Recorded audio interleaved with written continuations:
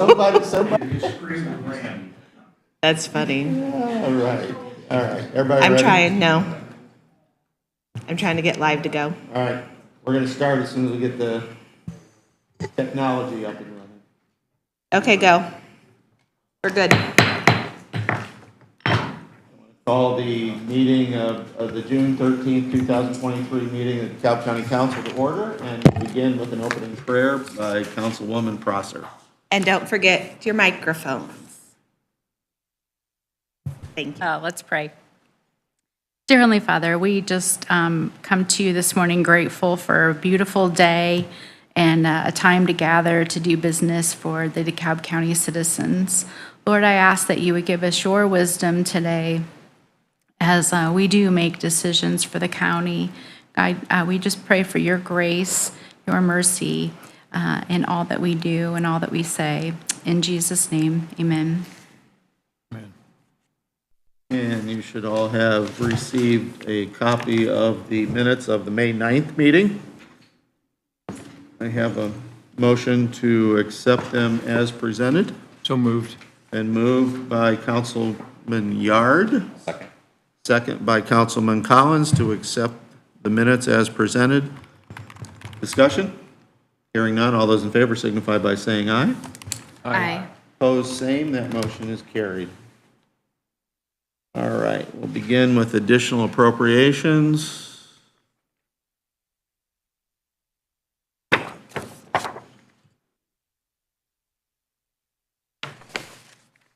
All right. Looks like we have several here. The first one comes to us from the Airport Authority. This is additional to their rainy day fund. I want to make a comment on this particular one. The airport did not use the right form. We've asked all the departments, Rick, to use the additional form, and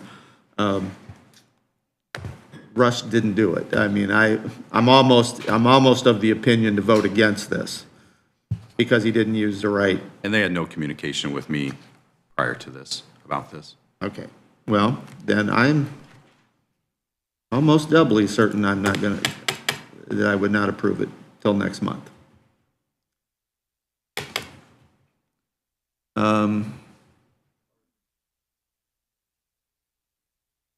Pardon? Okay, just a second. Let me get to this. I want to see. Did they use the old form? No, they didn't. They just sent a letter. And all what they're doing is they're currently unappropriated Airport Authority rainy day fund, where the authority currently has $1,136,378.55 per the attached fund report. They want to appropriate it to rainy day infrastructure.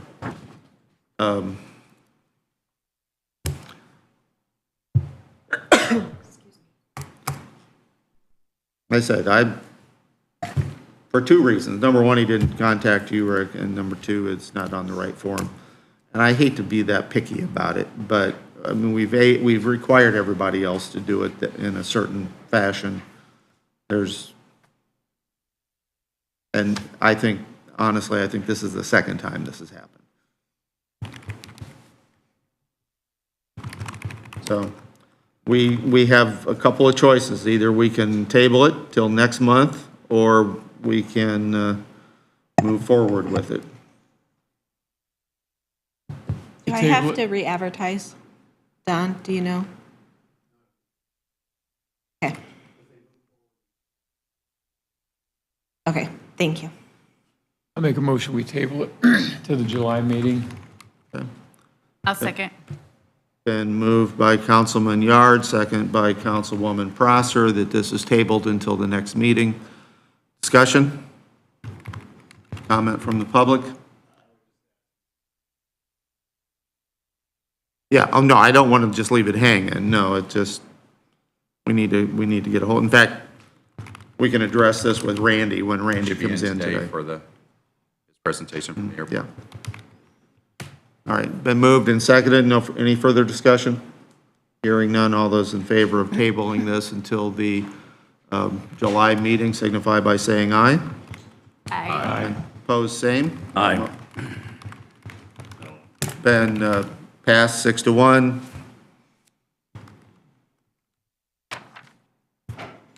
You're voting to not table it? Okay, Nay. He okay. said same thing, so I said. I'm just making sure I got it. Got it in here. All right, the next we have is for the supplemental adult probation. This is an appropriation for testing.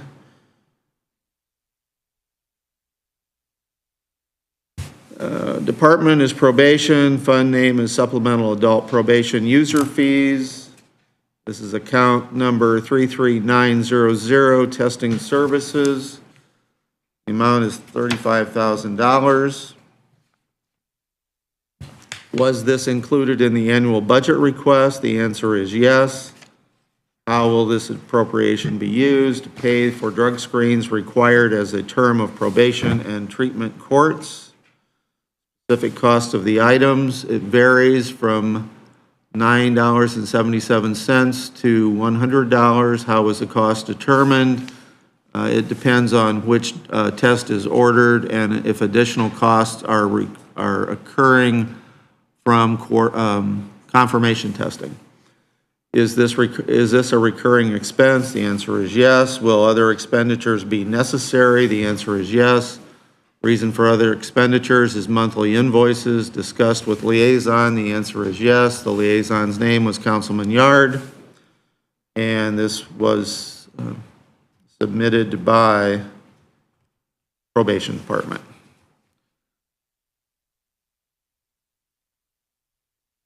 Michael, you want to give us a little explanation here?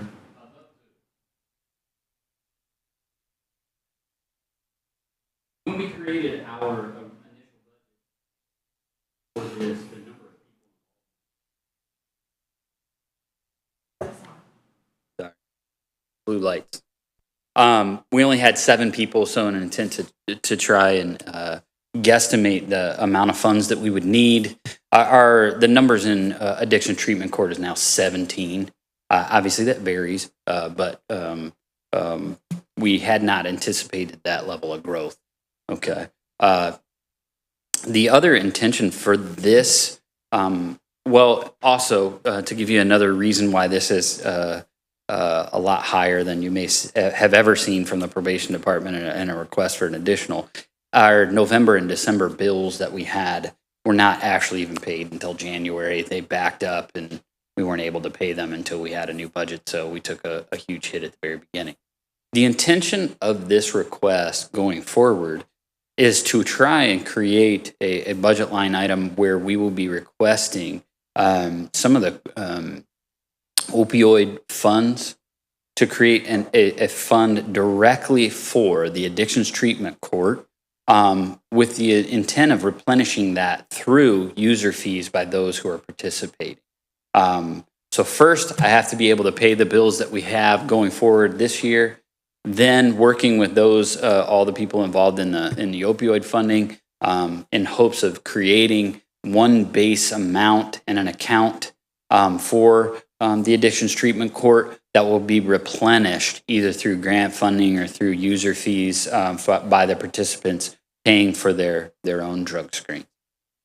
So we needed a jump start, but for this year, we're a bit behind.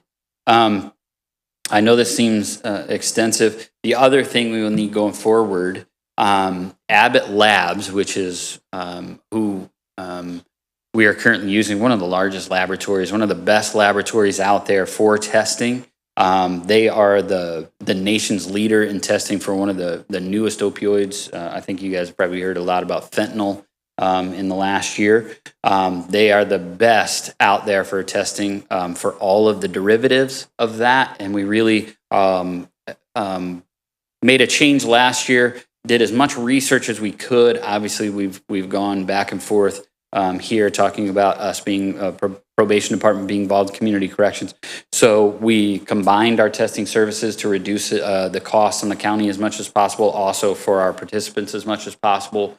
Trying to use the best lab that we have out there, going through that, and really focused on making sure we had the best lab out there should fentanyl become a growing problem here in DeKalb, that we can get our handle on it as soon as possible. So that's one of the other reasons that fund will need more in it. So, but I've also, as required, had the conversation with Councilman Yard as well about a month ago. So I'd be happy to take any questions. Any questions? I can Michael? tell you, I don't have a question, but I can let everybody know that yesterday the commissioners did the second and third reading on the creation of the new fund that he is talking about. So not that it has money in it, but that's Now, ready to go. Is that for the opioid money? Yes. Okay. But it's not ready to go for this particular? Well, it doesn't have money in it, but what he's explaining is approved, and you'll see it at budget time. We've created the fund where the opioid money can go. Okay. But the opioid money Right. hasn't been dispersed. Is not there yet. It hasn't been dispersed at this time yet. But in between, I still get to pay the bills. But the intention is that as these drug screens are occurring, they will be reimbursed by the actual person being tested. They are. And as you can see, this is the Supplemental Probation User Fee Fund. And this is not a general fund request. These are funds that are already collected by the probation department. Can't spend it if it's not there. I'm just requesting the ability to spend the money that is there more than what I requested in my original budget. It's asking for the ability to spend $35,000 more to make sure those bills are paid. On your form, you list additional costs include paying for ATC treatment cost court invoices. What's the ATC? ATC is actually Addictions Treatment Court. That is, Okay. in that explanation, is just, that is where the largest portion of that $35 has been incurred. Our standard probation testing requirements haven't truly changed that much, but with the larger portion, the larger amount of people who are involved in intake into our addictions treatment court, as I said, when we made our original budget last year, there was only 7, and now it's fluctuated, but been times we've had 20 plus. Those people are being tested 2 to 3 times a week. On the weekends, there's a high expectation of testing. So each new member that they have in there does significantly change the financial requirements that we have to pay. And it looked like the specific cost of items, you said it varies from basically $10 to $100. Is that for the test? It is. Well, as you read down there, it also says confirmation. We pay anywhere, as it says, $9.76. That's like the lowest amount. That only maybe contain 4 or 5 substances. You have a specific issue. Smell alcohol. We can PBT, but it's also good to have a confirmed test from a lab that says, yes, we have alcohol in the system. Those are limited. We try to, many of our programs have a specific policy that decides what test they will get. And through our conversations with Abbott, we have a 13 panel and 11 panel that we use almost consistently because they contain substances like fentanyl. And we want to test that across the board. We want to find people who are using that pretty much anytime we can. That's right in the middle. That's about 12 or 13. The $100 is obviously a very extensive amount. We've done that very little. Those, to the best of my knowledge, come back from what would be a presumptive positive. Be the first time somebody comes in, the first time it's run through the machine, there's a cutoff level. It looks like it's positive. When they send it for a secondary confirmation, we use double level confirmation to guarantee those we are bringing in front of the court have truly tested positive for the substance of which have been found. Sometimes they don't reach that level. Abbott also keeps that sample frozen for an extensive period of time. If we have further questions down the road, let's say we violate and we go to a fact finding and the defendant says, no, I want that retested. That's where those exorbitant fees start to come in, where the lab is held on to it and we brought it back for secondary or third time testing. We don't use that. I mean, I haven't seen that very often, but it's just important to let you know that some of those can be exorbitant. Absolutely. You do, it looks like he's got plenty of money in that fund. He does. And this 35,000, that won't get you out to the end of the year, will it? I hope so. Yeah, I try not to do this more than once. And as always, I think you guys know, the probation department goes after all of the state funding grants that we can. We also work as much as we can with drug-free DeKalb County to try and get the local ones. They've set some pretty low barriers for what they help us with, but we use all of them that we can. So I'm hoping with the combination of those as well as this fund, we should be good. I hope. And this is a good place to direct the opioid settlement money. I mean, That's another day's discussion. I understand that part, yeah. Yeah, no, I just wondered, I see, he's only spent 30,000 out there and he's got,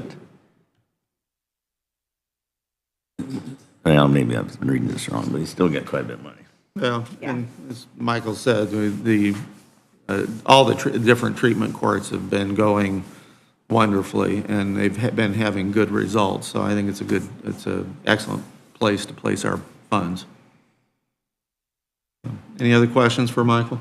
I have one. Michael, are we paying those increased costs now, or were those deferred until 2024? Till 2024, Abbott, if I could give you a better explanation, Ms. Demke's probably aware that Abbott Labs has increased their price across the board for everyone who's using their services.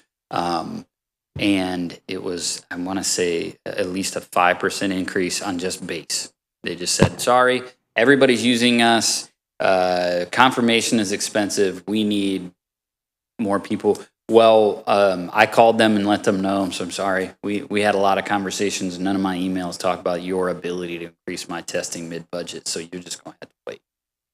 So they sent out a letter about a month ago to myself as well as all the other Indiana counties that say these increases will be coming ASAP. So for most people, it will start in July. And then at the bottom, it says, unless we have otherwise notified you that these will not be increasing, which means DeKalb County Probation and DeKalb County Community Corrections will stay the same until January 2024. And it's significant. It could be up to $1,500 or more per month for most counties. But for us, we just kind of let them know, we already had a deal. You don't get to do that. So they're going to wait till January. And I'm hoping we're also looking at a lot of other, because of the extensive amount and use of Abbott, and their price increases, I'm collecting information. I really don't want to switch companies, but I'm going to collect as much information as I can between now and January to find out if there's another provider that can do what they do in the time periods that we request at the funding level that we are used to. But I don't know if they exist. I'm going to try. Any other questions for Michael? I know the opioid monies are a conversation, Bill, like you said, for another day, but do we have any kind of timeline on when those monies will be available for us to appropriate to these types of things? Have we gotten We have any of, some. we have some now, but we have to have a fund and then we have to have a plan, don't we? So what We we're- have the fund, we don't have a plan.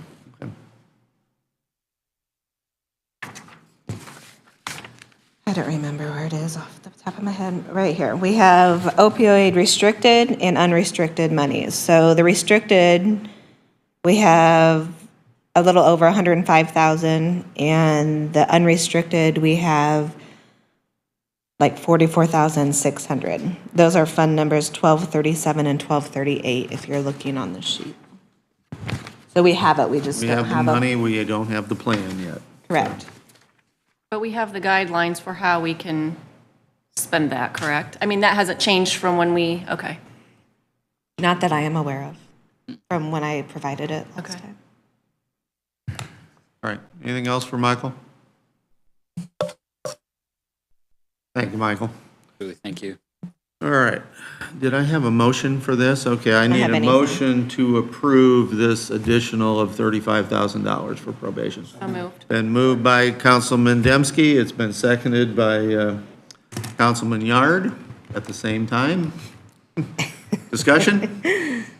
Comment from the public? Hearing none, all those in favor signify by saying aye. Aye.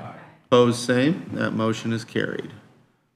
All right, the next item comes to us for the Change Academy school funding. And this additional is due to the fact that the state runs on a fiscal year of July to June and not a calendar year of January to December. So this is their budget for the remainder of 2023. This is their budget for July 1st to June 30th. It's their Oh, full year. it is the full year? It's the full Okay. year. Not Yeah. just a half a year, okay. That's the same for both the Change Academy and the state grant. So with that being said, I would like to, and I'll read the thing, but I would like to take this first one, because it is a separate fund, it's a Change Academy school funding. I'd like to take that all as one, as $100,600.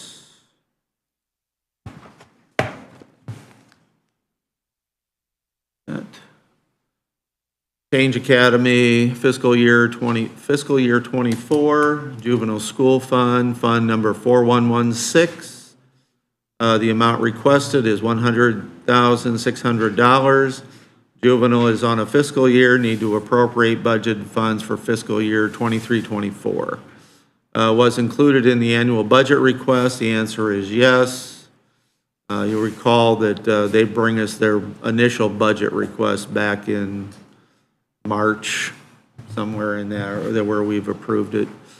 How will this appropriation be used? Bigger. Wages, Social Security, supplies, incentives, postage, telecom, liability insurance, utilities, occupational. Can't read that either. Occupational testing services, contractual services, computer equipment. Is this a recurring expense? The answer is yes. Will other expenditures be necessary? The answer is no. Was this discussed with the liaison? The answer is yes. That was with Councilwoman Dembski. And I have a motion to approve this additional in the amount of $100,600. I'll make the motion. Been moved by Councilwoman Dembski. Is there a second? Second by Councilman Yard. Discussion? Comment from the public? Hearing none, all those in favor of approving this additional signify by saying aye.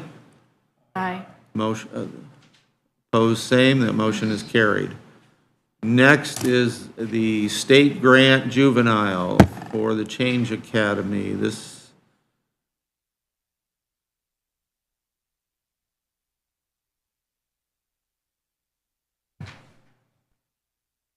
all right. Department is Change Academy, fund name is Juvenile State Grant, fund number is 9128. Amount requested is $88,686. Juvenile is on a fiscal year, need to appropriate budgeted funds for fiscal year 23-24. Was this included in the annual budget request? The answer is yes. How will this appropriation be used? Wages, Social Security, utilities, equipment lease, and building lease. Is this a recurring expense? The answer is yes. Will other expenditures be necessary? The answer is no. Was this discussed with the department liaison? And the answer is yes. That is Councilwoman Dembski. Can I have a motion to approve this additional in the amount of $88,686. I'll make the motion. Been moved by Councilwoman Dembski. Is there a second? Second by Councilman Kraft. Discussion? Is this a fund that still's got to come in, right? They only got 15,000 in It it. comes in monthly. It comes in, so this is not, they're not going to pull this out one time, they're just going to No. pull it as they go. Correct. Okay, thank you. Yep. Other discussion by the council? Comment from the public? Hearing none, all those in favor of this additional signify by saying aye. Aye. Opposed, same. That motion is carried. All right, now, transfer requests.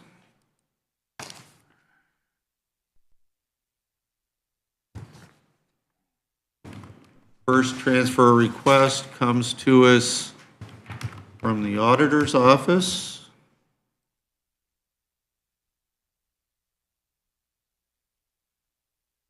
Department is the auditor, fund name is the auditor's ineligible deduction, fund number 1216, in the amount to be transferred, $259.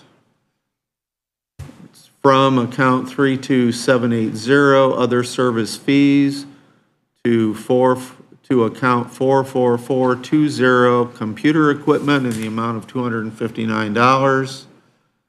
Why is this transfer needed? Purchase of Kofax software to enhance the paperless possibilities at the front counter with the online deduction capabilities. Will additional appropriation be requested due to the transfer? The answer is no. Was this discussed with the department liaison? The answer is yes, and it was discussed with Councilman Kraft. And I have a motion to approve this transfer. And moved by Councilman Kraft. Is there a second? Second by Councilman Yard. Susan, would you like to explain anything here? It's just a program that we have the ability to pull our online forms and be able to actually type in text instead of having to print and handwrite, so that we have like our parcel numbers and everything we need right on the form electronically.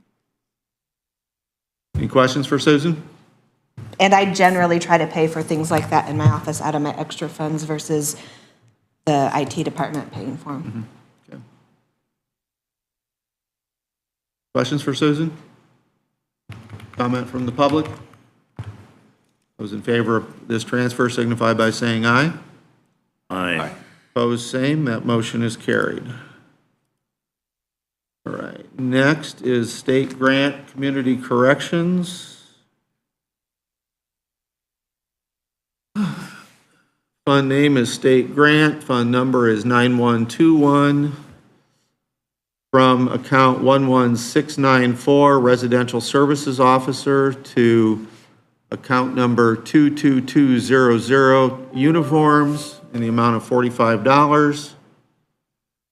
Why is the transfer needed? Upon termination, employee did not return one uniform, DCC polo she was issued, and $45 was deducted from her final paycheck on 6/2/23. The $45 was applied to her payroll account 11694 and needs to be transferred to uniform account 22200. Will additional appropriation be requested due to this transfer? The answer is no. Discussed with the department liaison, the answer is yes. That was Councilwoman Dembski. And I have a motion to approve this transfer of $45. So moved. And moved by Councilman Collins. Second by Councilman Kraft. Discussion? For clarification, they didn't discuss this with me. You checked no on there. You're right, they did. She There was did, no. she did discuss it with me on how to handle it because it Okay. was a payroll deduction. All right. I And got to expand these things so I This can read them better. transfer is what I suggested her to do so Okay. that we wouldn't have to go through an additional appropriation. All right, well, we didn't want to do that. All right, any other discussion with this transfer? Comment from the public? Hearing none, all those in favor of this transfer signify by saying aye. Aye. Opposed, same. That motion is carried.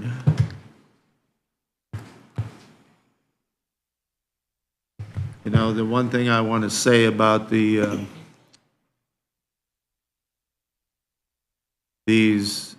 additionals that we've had, I actually had a discussion on Friday with the head of the DLGF's office, and the question has come up in the past with some of our public as the amount of things that are, the amount of budget that DeKalb County has.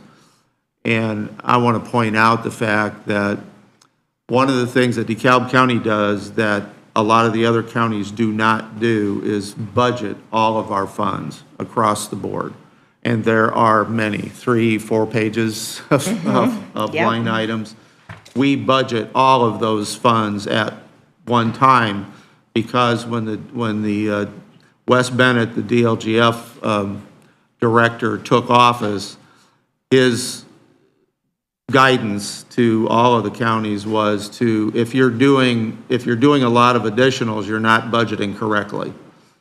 So when I came on board 10 years ago, we did a large number of additionals every council meeting because we didn't budget all of our funds. Now we budget every one of those funds. And I did this calculation last night. Our general fund only accounts for 38% of our budget. There are that many other funds that are involved in operating the county.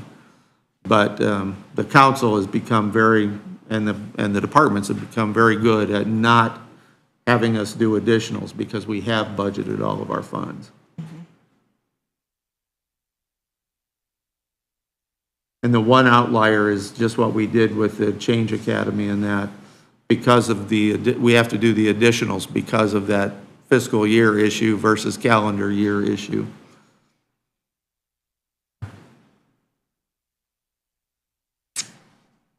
We need to pause. All right, are we, I guess we are at Yeah. time, aren't we? All right.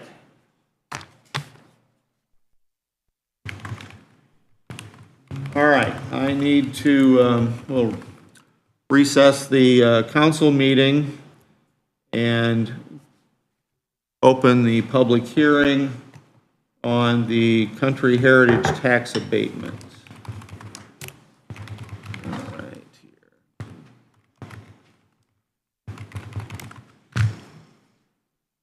here. And we have a couple of items here.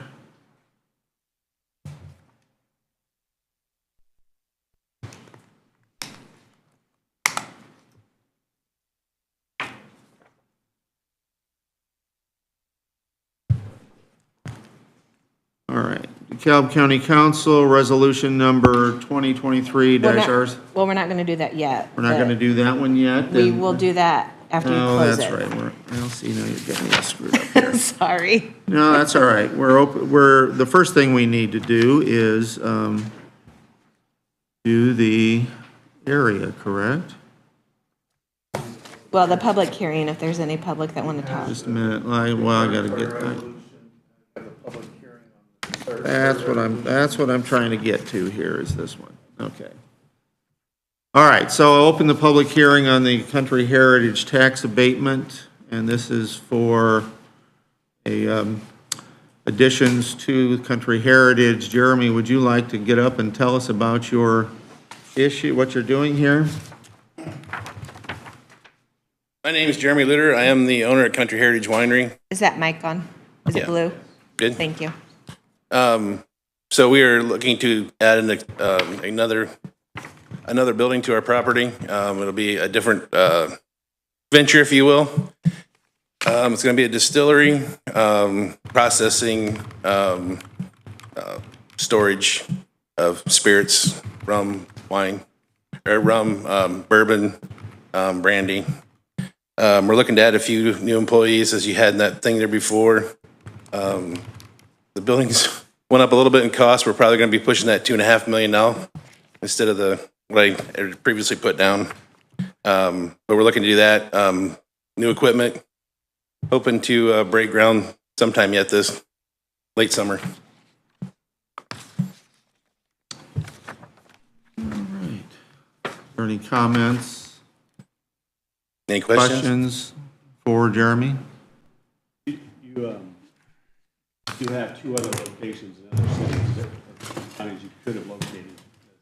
Yes, yes, You're choosing. yes. We looked at Noble. That's where I live. That's where our farm's at. I'm choosing DeKalb County for a few reasons. One, it's closer to the winery. And two, I just like being in this county, I guess. So, we're hopefully going to try to relocate on the same facility, just so it's not spread all over through the county, I guess. It'd be on the same property, actually be about 100 yards south, closer to the road of where our facility's at now. Yeah, right on State Road 3. It's on the corner of 3 there in 68, northwest corner. Yeah, I know where it's at. Yeah, right in the corner of the county. Yeah. You get that Fort Wayne traffic. We do get Fort Wayne traffic, for sure.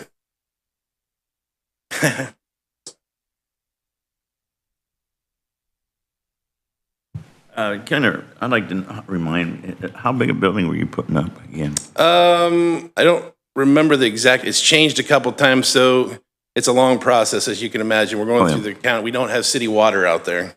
Yeah. So there's things we have to do for fire protection. So that one of those is break up the building.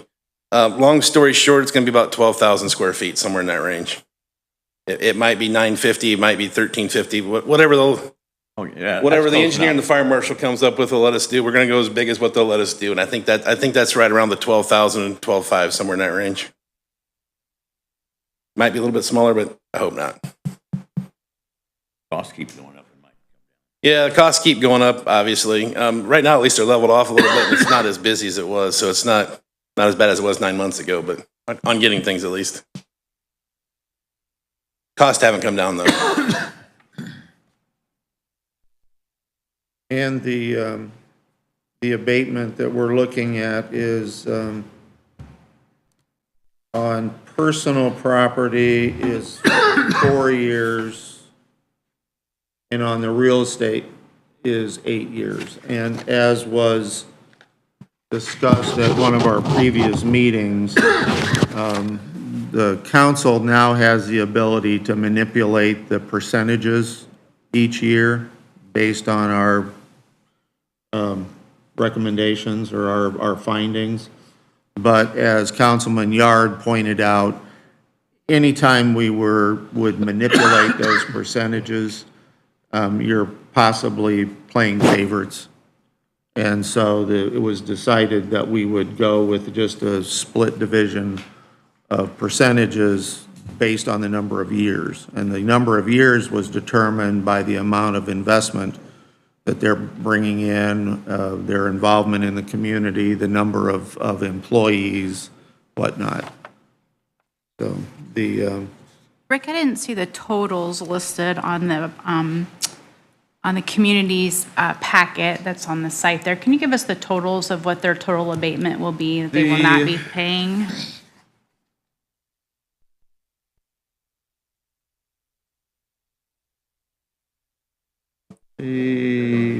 just 85. Right. Just an estimate of what that will look like. On the real estate, it's $1.5 million. Abated. That's the estimated value of the property, that's not the tax amount. That's the amount that will Right. be taxed, but that's not the taxed amount. Right. Right. I understand, but we should have some kind of an estimate, right, of how much are we not taking in for taxes? And on the personal property, that one is also $1.5 million. And as is in the resolution, Rick. He wants to say. Oh, Tori, yeah. Tori might have that Tori, go ahead. information. Can you come up to the mic, please? Hi, I'm Tori Cersei. I'm with DeKalb County Economic Development, and I have these two calculations that Anton and I put together, and it says the Indiana tax abatement results, years 1 through 8 for the real property at 1.5, and these are the phased in for the tax abatement, and I can give this. Is that from the program that we've used? I just wanted to make sure that the community was aware of the amount of money that would not be paid in taxes. And so that's all I'm asking. Do you have that amount?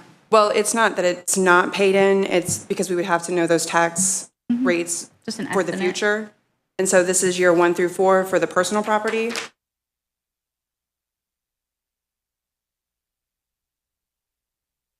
So the estimated tax abatement savings over the 8 years is $121,000 estimated, right? We don't know it for sure, but we're saying Right. it's an That's the- estimate and of the 100. the 8 years would be the real property.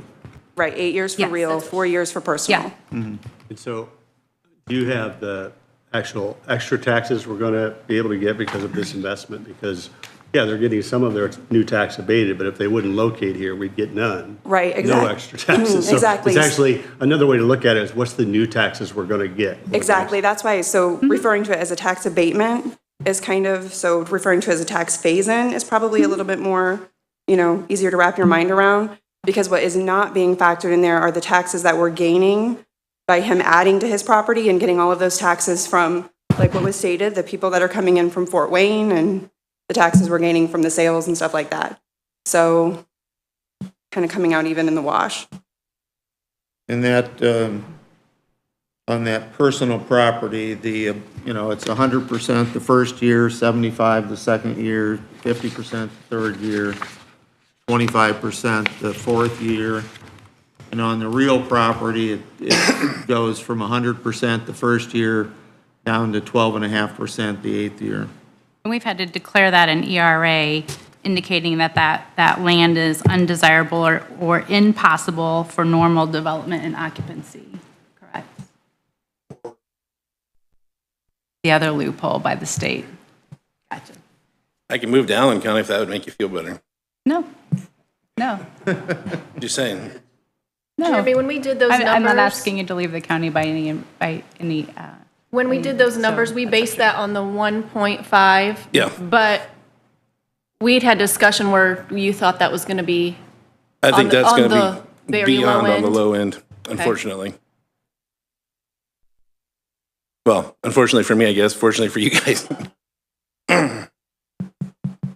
Or for DeKalb Actually, County, I should say. one of Jeremy's facility was one of the places where we just toured, and his tax abatement that he has on his original project is this is the last year for it.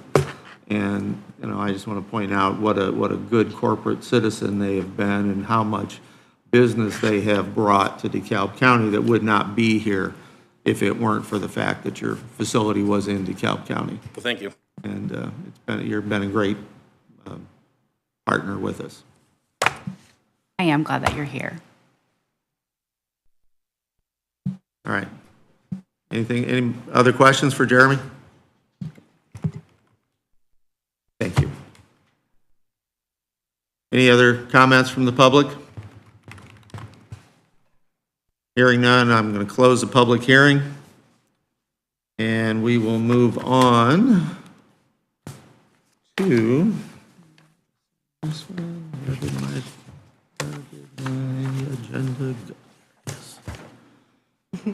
Next is the public hearing is closed. The next is the tax abatement declaratory resolution 2023 RCC-6. I am going to read this by title only, and this has been available to the public. All right. DeKalb County Council, resolution number 2023 RCC-6, confirmatory resolution establishing an economic revitalization area and awarding real and personal property tax abatement. And I have a motion to approve resolution 2023-RCC-6. So moved. Been moved by Councilwoman Dembski. Is there a second? Second. Second by Councilman Collins. Discussion? Comment from the public? Hearing none, all those in favor of Resolution 2023 RCC-6 signify by saying aye. Aye. Aye. Opposed, same. Aye. Motion passes 6-1. All right. So that is, we are finished with that one.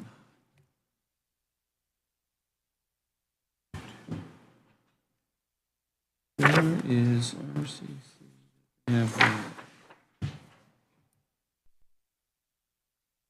All right. We're a little early, Randy. Are you ready for us? Step on up.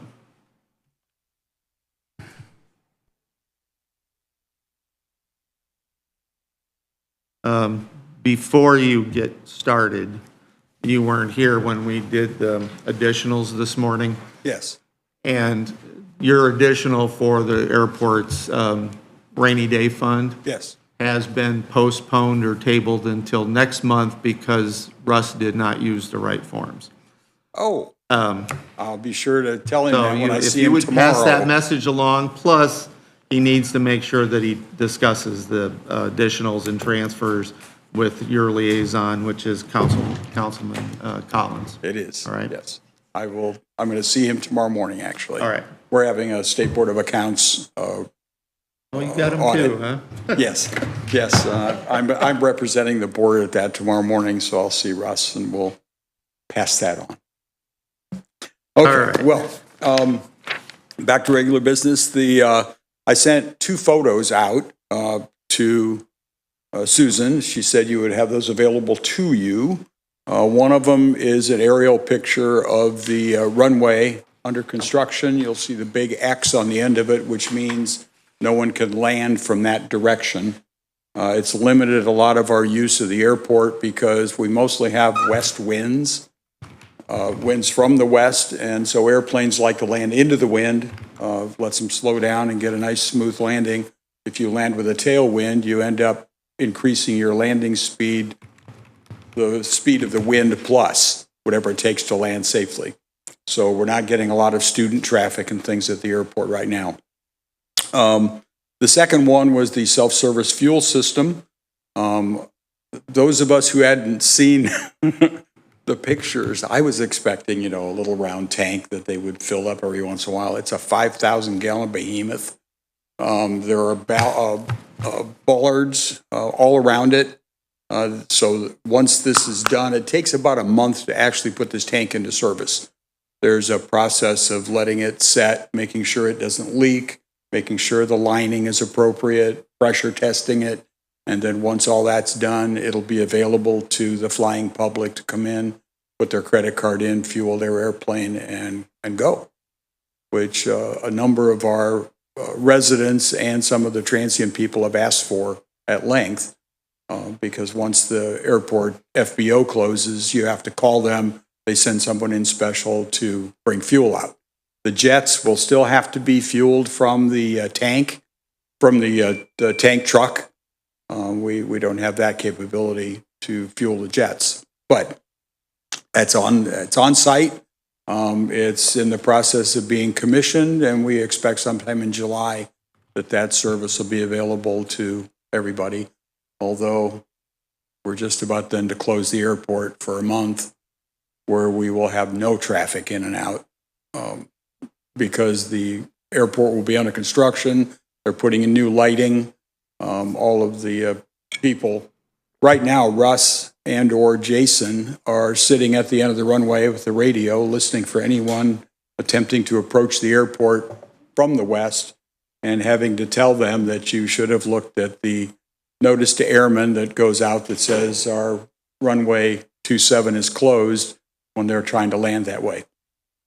So somebody's sitting there pretty much all day to make sure no airplane lands on top of a construction person or piece of equipment.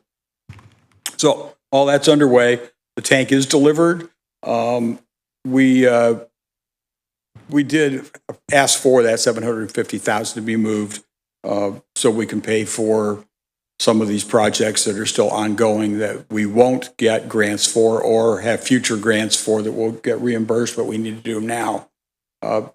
Such as the putting the fencing up around the airport while the construction's going on to keep the animals out. We're going out for bid on the navigation aids. The FAA initially said we could just take what we have and move it, and now they've decided they want new, updated. So we're in a competitive grant process to pay for that. We've gone out to bids to see exactly what that is. Our engineers have given us an estimate of what the cost would be, so we're still waiting on that. And Sweet Aviation has been a wonderful partner for us. They're in full operation. They have 4 mechanics now that were resident at the airport. They're talking about bringing one of their service centers up to the airport as well, that they're now operating out of Smithfield, which will also increase our business and use of the airport. We are absolutely looking forward to the 7,000-foot runway extension being done at the end of August and opening the airport to regular operation. And with that, take any questions? You have traffic in and out of there, obviously stop and go traffic, but what happens with the folks that are Well, relocate for that 30 days, obviously? Well, I know that's an obvious question. But. If they're using their aircraft regularly, yes, they have to relocate, and a number of them have. We've done abatements on rent for the hangars for the time the airport's closed. We've adjusted the hours for Sweet Aviation's personnel to be on site because there's no services that they need to provide, so they could go back to Smithfield or other things. Plus, they're doing some maintenance within their own company and training when the airport's closed and they don't really have anything else to do. We've recognized that we hire them to work and then shut down the airport. This has been, according to Russ, I've only been on the board about 6 years now. This is a close to 12-year process that they anticipated being done in 3. And the FAA keeps breaking up the grants into smaller and smaller parts, mostly because Indianapolis and other mega airports do mega projects and take up most of the money, and the regional airports are not getting such a large portion of the available FAA funds.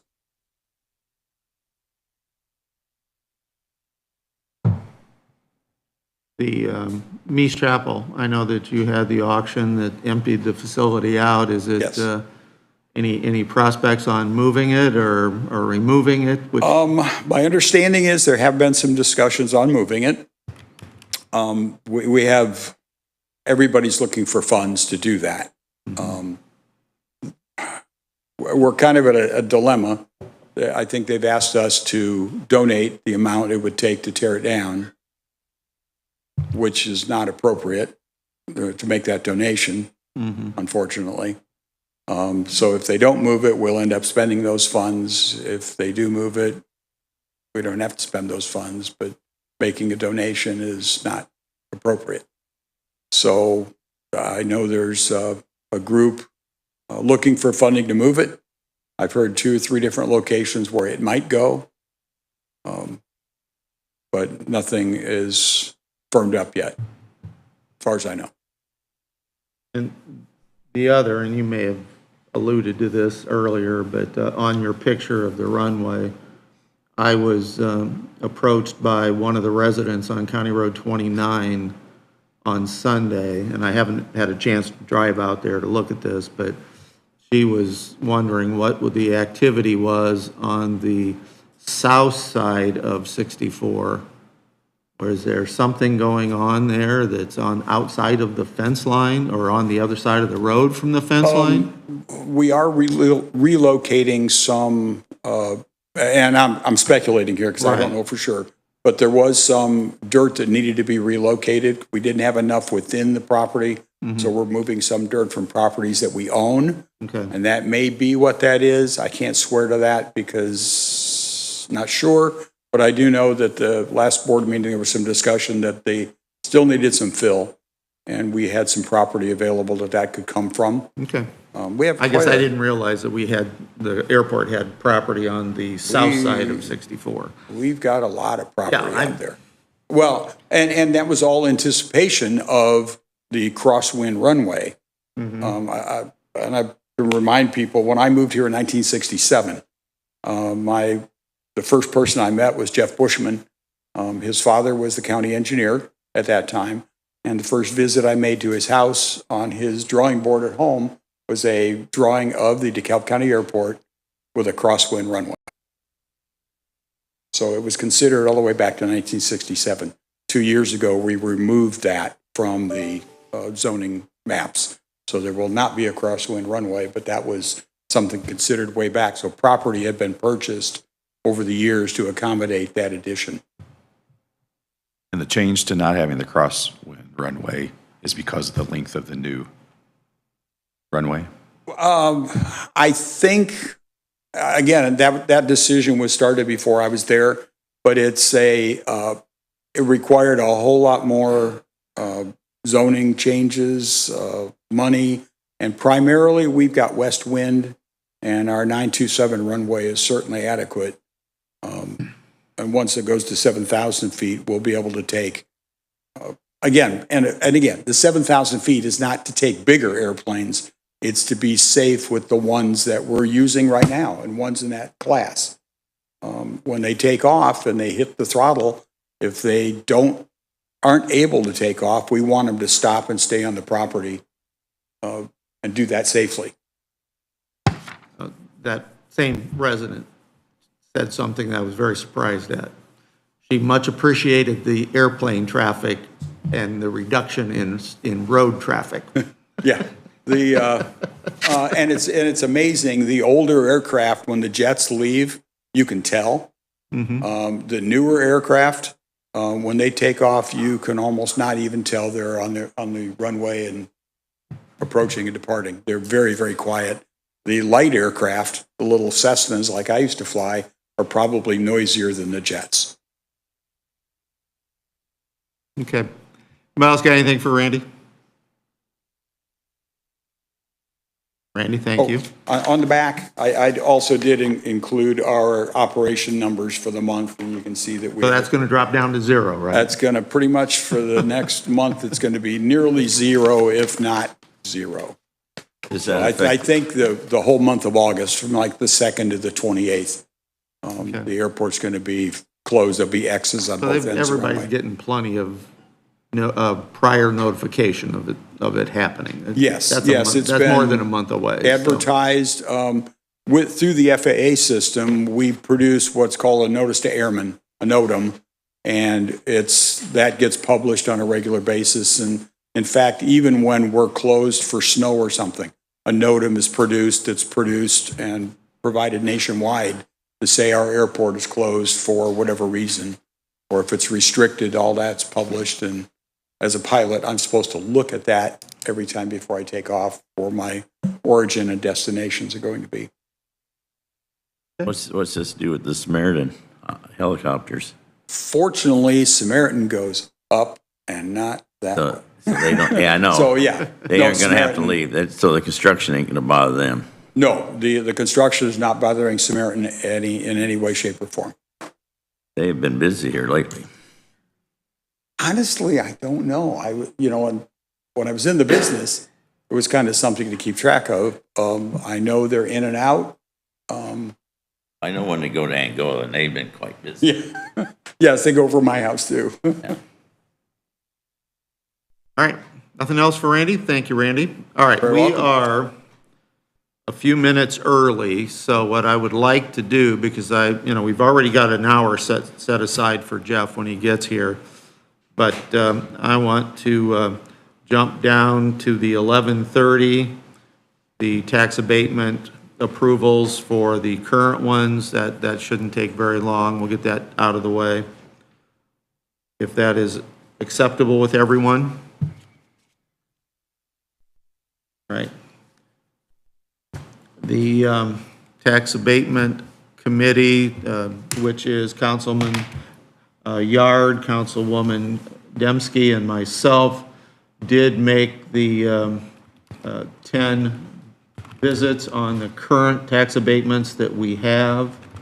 We have actually 10 abatements out, 5 of which are in their final year, and it involves 8 different companies. And those are Auburn Renewables, Country Heritage Looter, and that is Jeremy's business, and that is one that's in its final year. Magic Coil Products, MCP Investments, which is also Magic Coil, Nucor, Paragon Steel, Reinhardt Finishing, and Steel Dynamics. And Country Heritage is in their final years, Magic Coil is in its final year, Nucor is in its final year, as are the 2 from Steel Dynamics are in their final year. So the Tax Abatement Committee has made a recommendation that these tax abatements are in substantial compliance and want the approval of the full council. I have a motion. Been moved by Councilwoman Dembski to accept the CF1 forms and that they are in full compliance. Is there a second? Second. Second by Councilman Yard. Discussion? Did I miss this in the packet? Did I miss this in the packet? Probably last month, looking last month. Okay. I did miss it then. Looks like, Amy, it looks like this.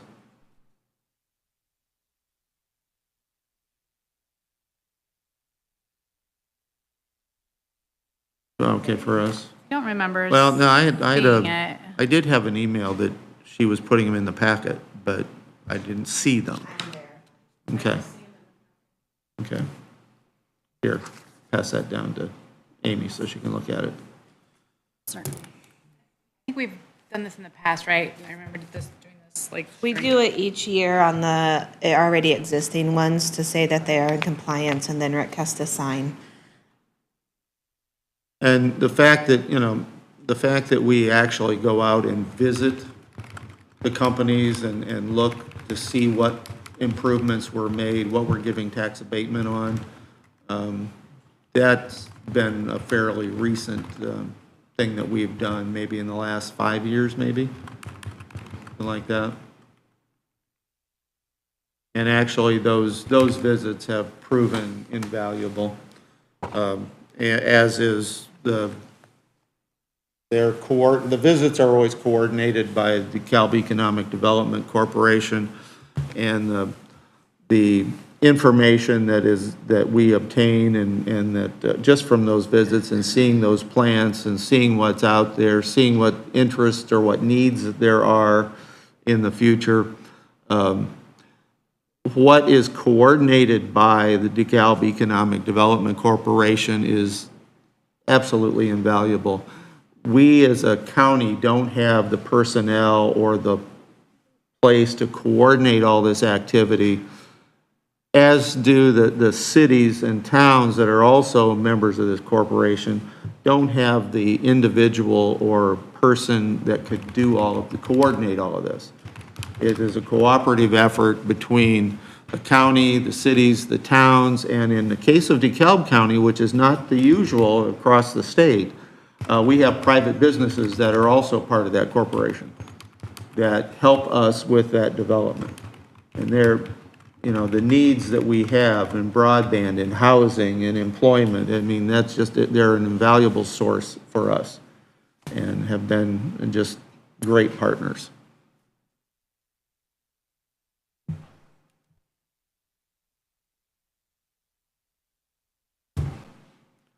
All right. I have a motion, I have a second. Do we have any other discussion here? Comment from the public? Hearing none, all those in favor of accepting the CF1 forms on these 10 abatements as in substantial compliance, signify by saying aye. Aye. Opposed, same. And that motion is carried. All right, with that, let's take a break. Now, hopefully Jeff gets here before 10 o'clock, but we don't need a 25-minute break, but let's take 10 minutes and we'll come back as soon as he gets here. So we're in recess. Run, Rick, run fast.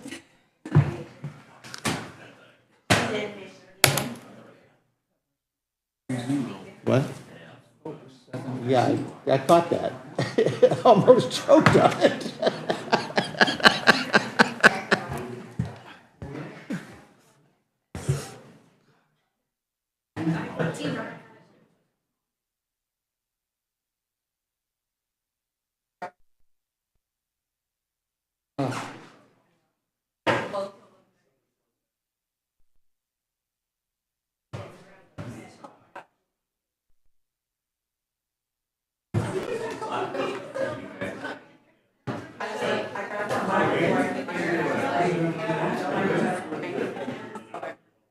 Hey, Catherine.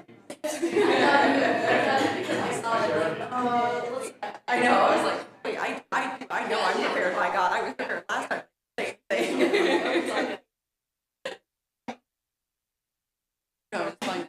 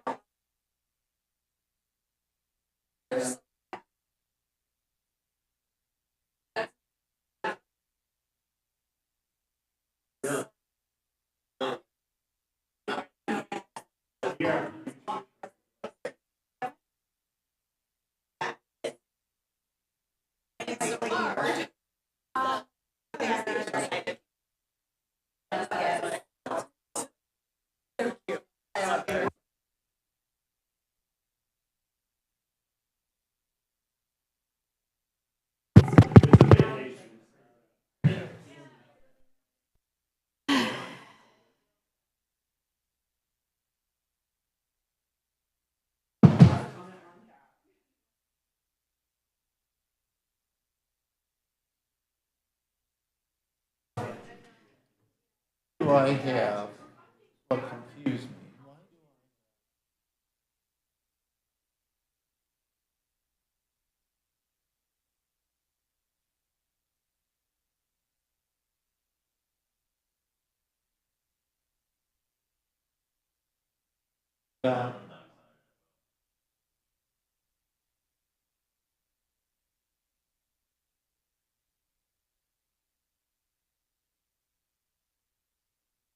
do I have RCC 5 and RCC 6?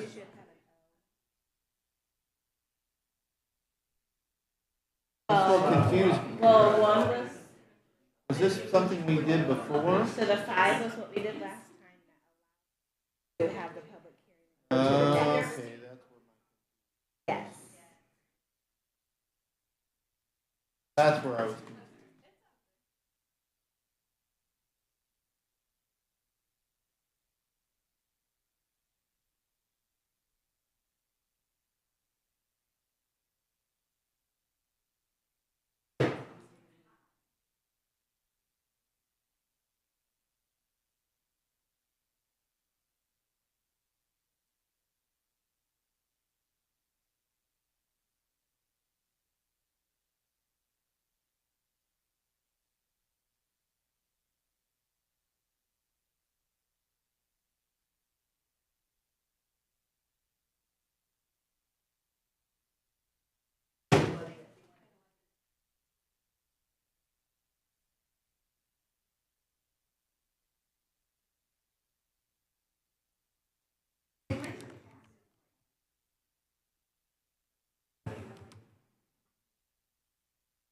God, I'm so ready.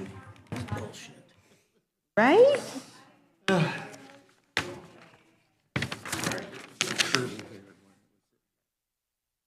Yes. That's,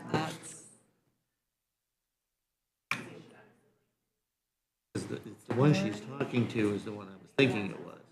Now Tori that's talking to Mike now. Right, Economic development. but the other one. Two, Sarah is the one holding the coffee cup. Okay. That's the other one is who I was.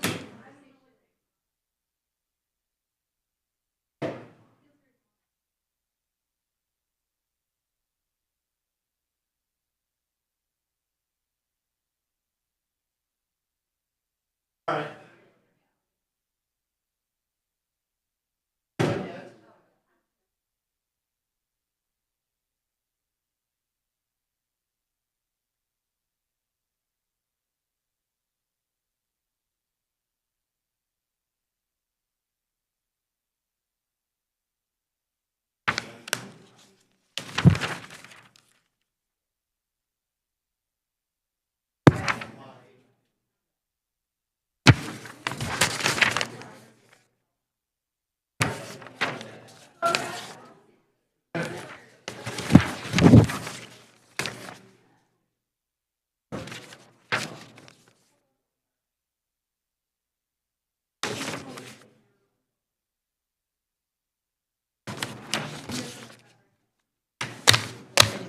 They were all with the. Yeah, but I thought these were my copies to keep with. These are the ones you actually. Those are have to originals. sign. Yeah, Yeah, I didn't know that. So I found them. yeah. We Yep. had them, remember I told you I put them in the packet? Put them in here a while ago. Yes, but I had it with my tax abatement because we met this morning. So I will give these to sign. Yeah, that's all he does is sign it, right? Dan had me fill in all Yeah, I those. knew that. I knew where he signed it, but I didn't realize that those were. These are the originals. They're always the originals. Yeah. So I just kept. You don't need the front sheet, do you?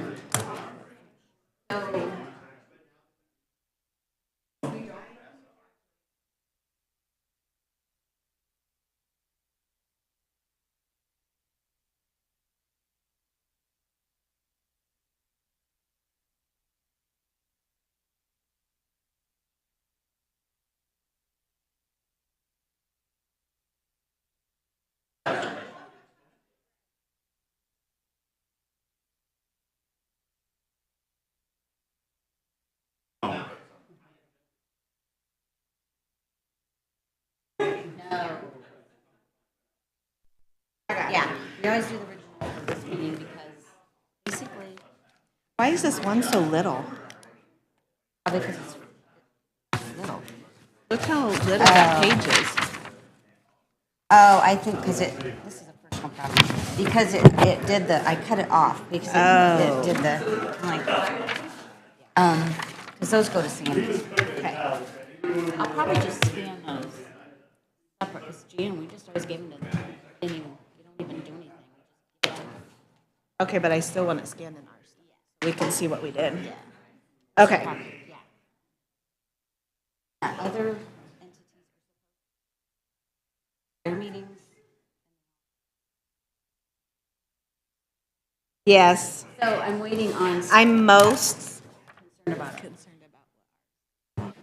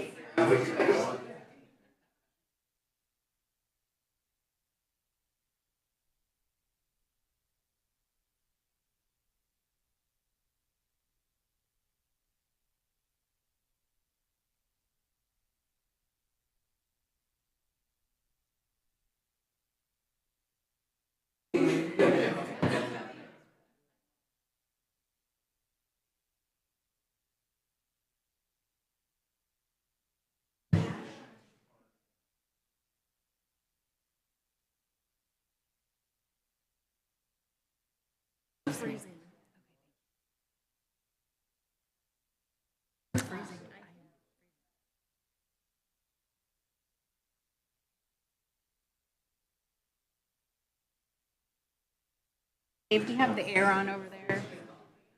Do you have the air on over there? Oh. Freezing. No. That's in short sleeves. She must be hot all the time. Oh, you did? It's got me all over the board. Really? I told Oh, no. Dave, the one night we were out doing irrigation on the golf course. I always take a jacket with me, Yeah. or a blanket wherever Yes. I go. Yes. So I had my jacket on, and then I take one. Okay. Off, he said. That's what it says. It feels awfully chilly. Then I take one sleeve out, and he says, "What are you doing?"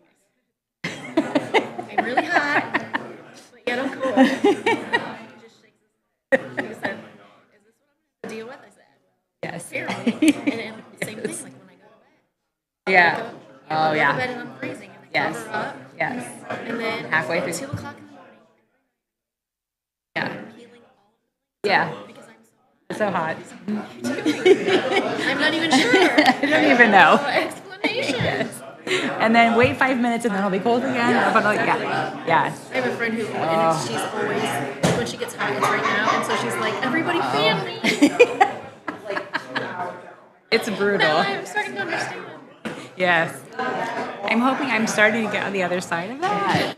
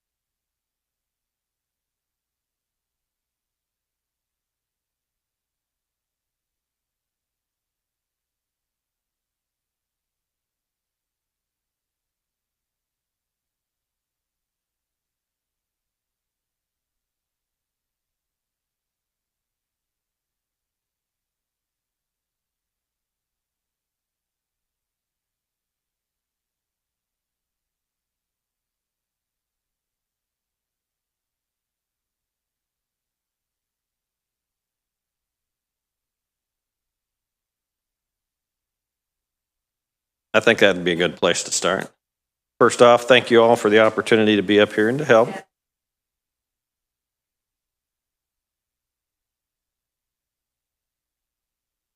you blue?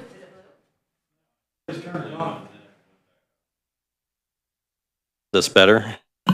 Better?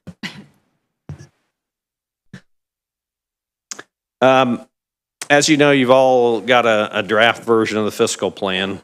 And to just kind of give a brief thumbnail of what we do these for and kind of some changes since we've got new information within the last year.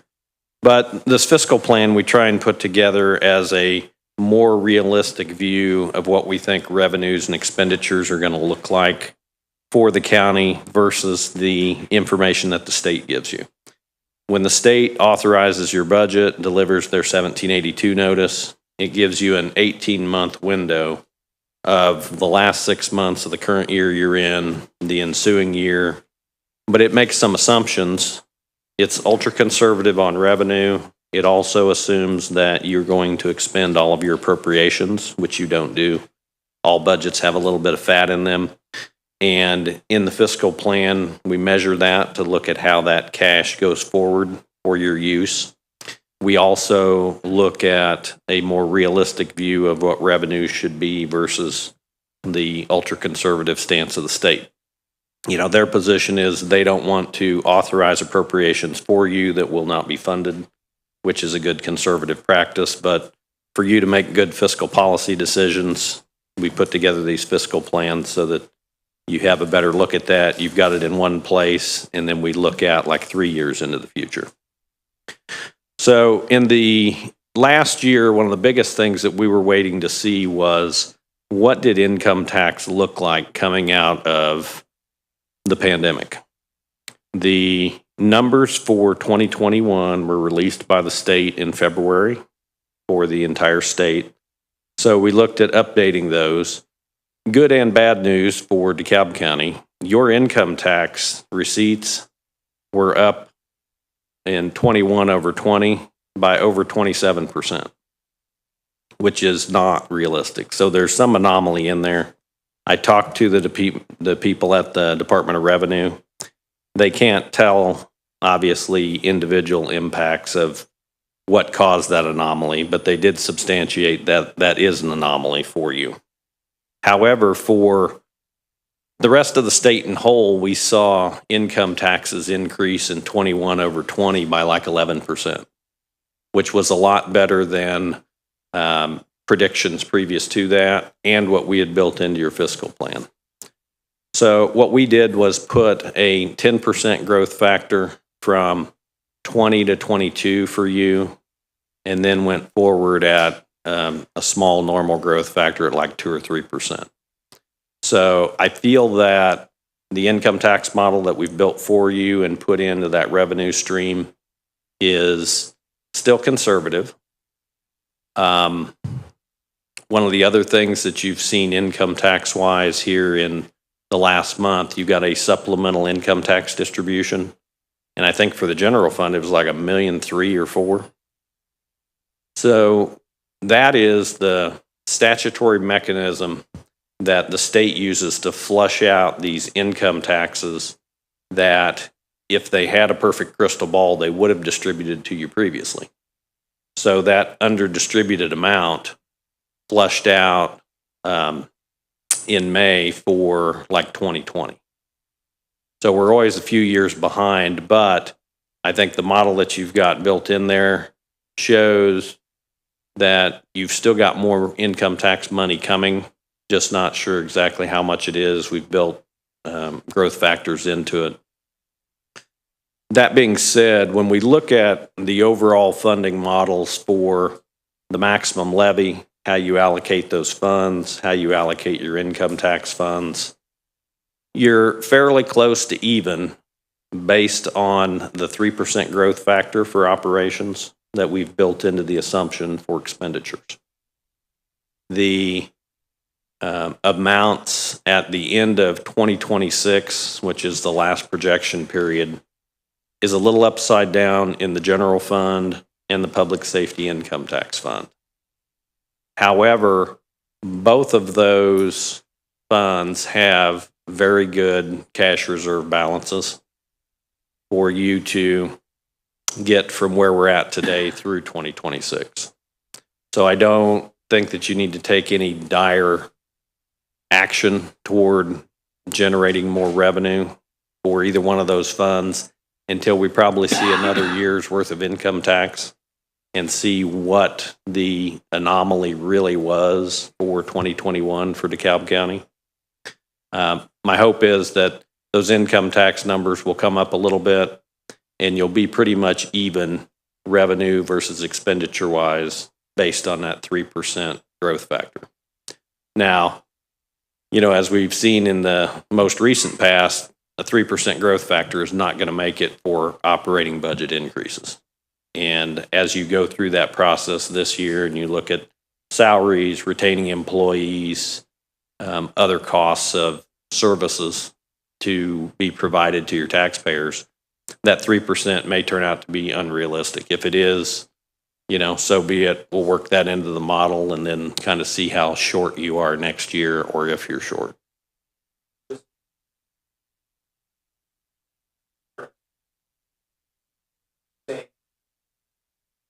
Just looking at an article that was saying that the inflation has now come down to 4.1%, and that is down from its high of over 9%. within the last, 18 months. But the legislature has put a cap on us that'll probably come out to be something less than 4% for the 24 budget. Am I correct there? You are 24 and 25 both, and what we've worked into your fiscal plan is 4%. Because I think it's going to be the lesser of the growth factor of 4%. The 24 growth factor should probably be north of 5 still, because it's driven off of income tax. And like I say, statewide, we saw income taxes up, above 11%. 25, don't quite know yet, but still, we've put in the assumption that you're going to be limited to that 4% growth factor for those 2 years. So the legislature did actually give tax relief to taxpayers in that form by limiting the amount of operating levies that'll be collected for all the units of government or levied. In addition, they increased the homestead credit percentage from, it's the supplemental homestead credit percentage. So when we calculate the tax impact, and that's one of your pages in the fiscal plan, you look at the value for a homestead, then you take off $45,000 for a standard deduction, then you take $35,000 or 35% of the remaining assessed value to have the supplemental homestead deduction amount. That amount for 24 is going to go up to 40%. And in 25, it's going to be 37.5%. And then in 26, it will return back to 35%. That is not shown in your fiscal plan because I didn't get to that part by the time I had updated yours and sent it. It does have the 4% growth factor in the max levy, but not that tax relief. So the legislature has given some homeowner tax relief in this legislative session as well. The other thing from the fiscal plan, and you'd warned us about this, I think even last year, that the highway fund would be underwater in 25. And we need to address that issue with, for the highway department, because that's a very, very important service that the county offers. But the legislature did make some changes in supplemental gas tax, that there was an additional 52 million that was coming out to local governments. I'm sure that didn't have time to make it in here, I'm sure. It did not. 52 million across the state to all local governments, so. And I did, I was going to save the MVH for last. Worst for last. I don't want to jump ahead if you don't want to jump ahead. I was just trying to get to the big part. I think overall everything looks pretty good. Again, like you say, the biggest component is the MVH. And if you all look at page 17 of the fiscal plan, you can see that your revenue streams are around $2 million. Your budget in 22 was 2.8 million. Your budget in 23 is 3.56 million.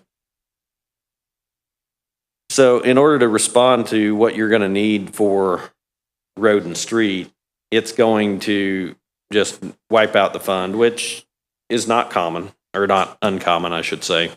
As we've seen increases in prices for construction projects, roads, etc., we see this going on everywhere. So there's a lot more people that are looking at wheel tax, surtax. We've sent up some information for you as to what does that look like as you impose that, what type of revenue stream does it create for you? Because, one of the things you are charged with and have to provide for are safe roads throughout the community. When you look at how is it that we fund that, the most direct method is wheel tax, surtax. Those people that go to the license branch, register their vehicles, they pay that tax. It comes back to you, the cities and towns that also are charged with road and street repairs, etc. And you get to expand your budget in order to respond to those needs. Strategy-wise, I think one good way to do it is to look at, from your highway people, what do you think those projects are going to be that you're going to need in the next 3-year period? And what is the cost of them? What we typically see is the projects are beyond anything that you're going to be able to fund in a revenue stream. So then you come back and you temper that against, okay, how much should we put on the vehicles and the people in the community to help pay for those? And, it's always that balance that you always have as the fiscal body. How much tax or fee do you levy in order to provide the service, and at what level? Have you had any comprehensive look from the highway department as to what are those projects, or is there just an inordinate amount? I believe that the commissioners have seen it. We've not seen it in total yet. I do know there's, the whole reason that the wheel tax came onto our agenda was the fact that we did have some people approach us about paving current gravel roads. But then we also have a major project on County Road 56 that due to inflation and the time lag and some bad soil, that cost of that project has gone up considerably. We're looking at how we're going to fund that. So our match to that, because it is a federal project. Okay. Ben has given, I don't know, Mike, Ben gave me the other day a dollar amount for paving or caring for each mile of road, whether it be asphalt or gravel or whatnot. Has that been given to the commissioners yet at any time? Okay. But I do know, and Ben's prepping for doing the budget for '24, is put these numbers together as to what each mile of road will cost as its maintenance. Yeah, go ahead. I got a question, Jeff. Okay, the county's looking at possibly putting on a wheel tax, which is just another name for a vehicle tax. My question is, do cities and towns have the capability of putting a wheel tax on for cities and towns? I mean, can the city of Auburn add a wheel tax, or Butler or Garrett, or is it just a county-only wheel tax? I believe it is a county only, but they get a statutory share Right. of what it is you implement, unless, okay. So because I've heard both sides, and that's why I brought this up. So you're saying that cities and towns cannot put on a separate wheel taxes, strictly?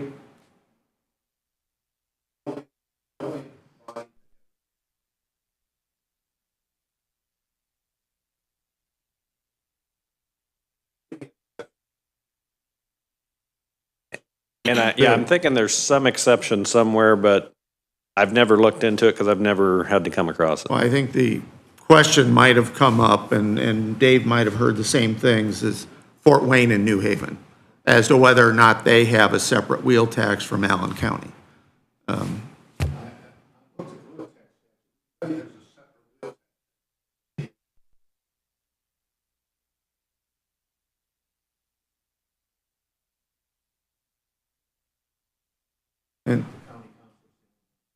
And the projections that Jeff gave us earlier do show how much would go to each city or each town, if I recall. Yes. It's there, so the cities and towns would get money if we did this. So cities, I mean, there's counties around us that have enacted the wheel tax. And I think, what's the max is what percent? I know there's a maximum amount, or anyway, they're there. But they're out of money now. So where do you go if you've hit your limit per vehicle with an existing wheel tax? I love this. You guys just keep leading me into my next thing. There are a couple alternatives to funding road and street projects if you don't do the wheel tax. To me, the wheel tax is the most direct. Alternatively, in a city and town structure, they have the ability to levy property taxes in order to build roads. In the county format, you do not, except for, I believe there's one exception, and Bond counsel would have to affirm this, but we've gotten bond counsels to agree to this before. There is a statute, it's called the Public Works Statute. It's at 36,941. And it allows for up to a $2 million project. And then it defines a public work, and one of those are roads, streets, alleys, et cetera, bridges. And it is repaid with property tax, has to be repaid within a 10-year period. So I think that mechanism, if you wanted to structure $2 million projects to help fortify this budget, you could put that on the property tax rolls and collect that and repay it with property tax, if you so choose. And I think you could stagger those. So you could do, one project this year with a 10-year repayment. You could do another $2 million project next year with a 10-year repayment and have a whole series of these. Now, each of those projects would be subject to your general obligation bond cap. And as we've talked about before, where we either do lease rentals if we don't have enough bond cap. Otherwise, we can use our GO bond cap. This would go against the bond cap, but I think you have plenty available in order to do a series of projects. The other alternative, which is more common, is income tax bonds or income tax funding through typically edit. So a county might increase its edit rate and commit those funds to road projects or bond payments for road projects going forward, because those are income taxes. So one would be a property tax increase, one would be an income tax increase, or the wheel tax surtax as the increase. So that's typically where we advise people who have gotten to the max and still have road projects that they have to do and they can't fund. And the funding that's currently going into the highway fund is directly coming from the state through the gasoline or fuel tax. Yes. And that we have no ability to change that at all. It is what it is. Correct. And I know that with these changes they've made, it'll help us over these next 2 years, but with the introduction of electric vehicles and hybrid vehicles and everything else, that tax is going down just from that.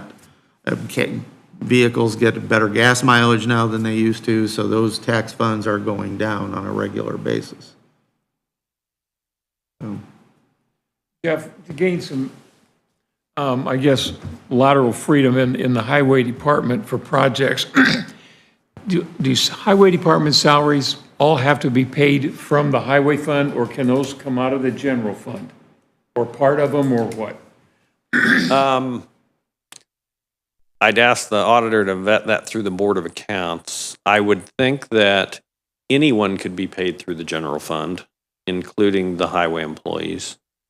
However, the Board of Accounts and why we have all these different buckets is they want to see those programs funded through the funds that receive the money in the form of gas tax, wheel tax, whatever is assignable to the MBH and the local road and street fund, and see those expenses paid from it, so that you have that transparency of, I'm taxing you this much for this function and this is its cost. If you start to bleed it over into the general fund, it's not nearly as transparent, but I think it might be allowable. Thanks. At one time, I know we got ourselves in trouble here, and this happened before my time, is that we started to pay highway workers out of the bridge fund. And that caused a problem with the bridge fund, and now we've got to up the cum cap, because bridge fund's at its maximum. We had to up the cum cap so that we could have more money for bridges, and we've tried to correct that. But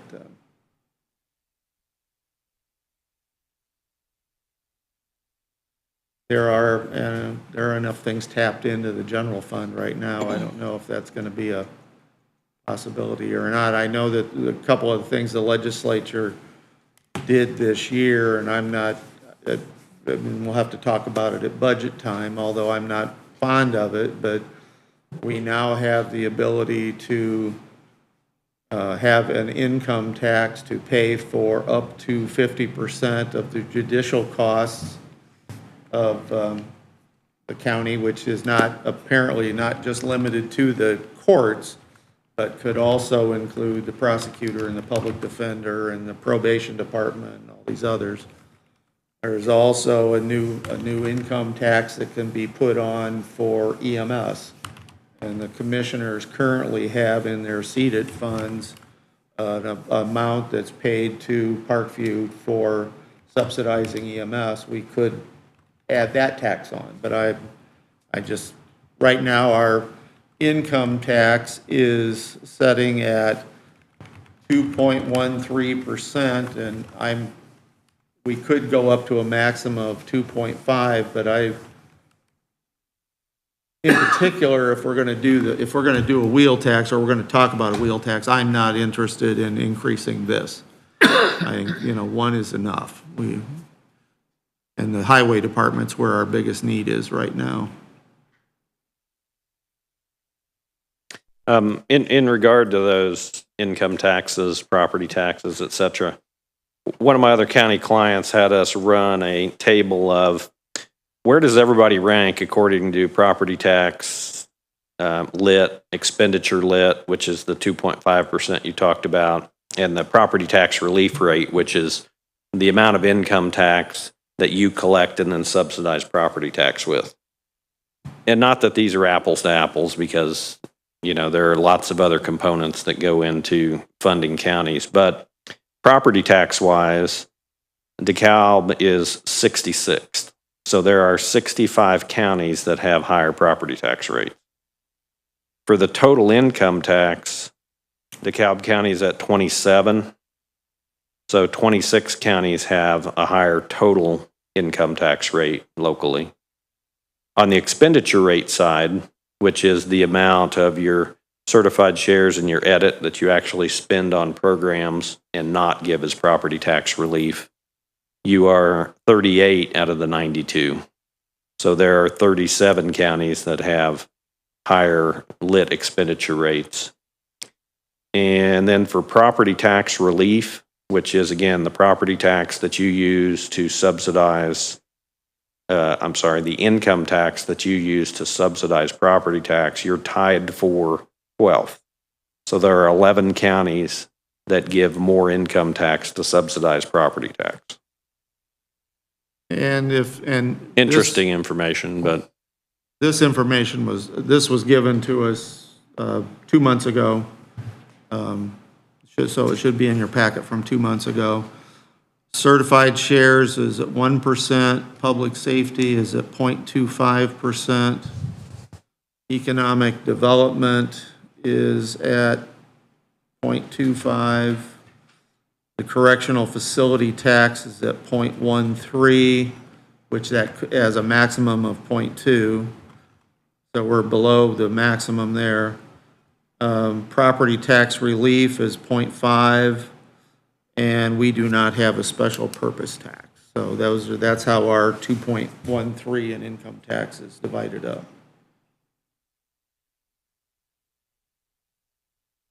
Jeff, can you explain that last? You said number 12, and I thought it was subsidized property tax relief?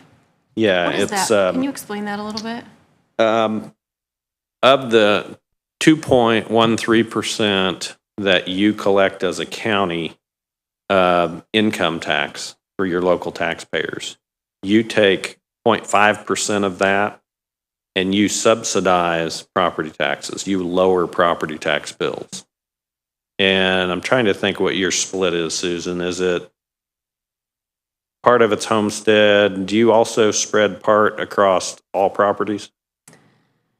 If not, I can Have look to it up real look. I quick. know that is actually one, we need to redo that because ours is on all properties, and the state is wanting our ordinance to be specific on how much is going to each category. So you can pick and choose to some extent as to whether you target homesteads and give them that relief because, and one of the theories is they're the ones that live here and are actually paying the income tax. Again, you always have income tax and property tax winners and losers. So it's more of rebalancing that. You can also target residential properties. So initially, a lot of people use this for targeting circuit breaker and trying to bring down circuit breaker credits. The biggest circuit breakers we typically see are inside cities and towns because they have a higher tax rate, and it's on 2% rental residential property. So in order to bring down those circuit breakers, some people would have targeted that property tax relief toward those so that everyone collected more of the property tax that they actually levied. And you also have the ability, if you want industry to benefit as well, you can just spread it across all the properties equally. And if you want, I can look up, it'll take me a few minutes to look up how it's split today, or we can get back to you on that. Well, I have another question with that. So, and I could be wrong, but I think our mortgage exemptions, they did away with those for 23, correct? And that's going to play into the homestead. Well, except they upped the So will that make standard a homestead difference? deduction from 45,000 to 48,000. They took That's away going to play into our 2.13% a little bit by switching that from mortgage to homestead, correct? Or am I way off? It will change that taxpayer impact some because it has to do with when it comes off there. But for the taxpayer now, irrespective of whether you have a mortgage or not, you get a $48,000 homestead deduction instead of 45. Right. But the amount of the 0.5% that you collect, whatever that finite dollar amount is, gets spread according to the formula of how you split your property tax relief. Okay. So right now, ours is 100% under qualified residential. And Okay. the state has been doing a conversion the last 2 years on this, and doing it with homesteads and residential properties is what they split it apart as. But we are needing to update an ordinance that actually says a percentage for each How you want to target that. category. Okay. So another good discussion to have as to, Yeah. how do you benefit, again, your residents who pay the income tax and, assuming that they own homesteads versus benefiting those other properties. I would think our homestead percentage is pretty high. I mean, we're not a big vacation area, so a lot of second homes wouldn't necessarily play into that too much. Second homes, but I think it's more the rental residential. Rentals, yeah, there's probably a fair Because, number of those. anytime that you put more pressure on rental residential property taxes, they pass it on to Sure. those who, in some cases, can't afford to be homeowners and Right. are renters.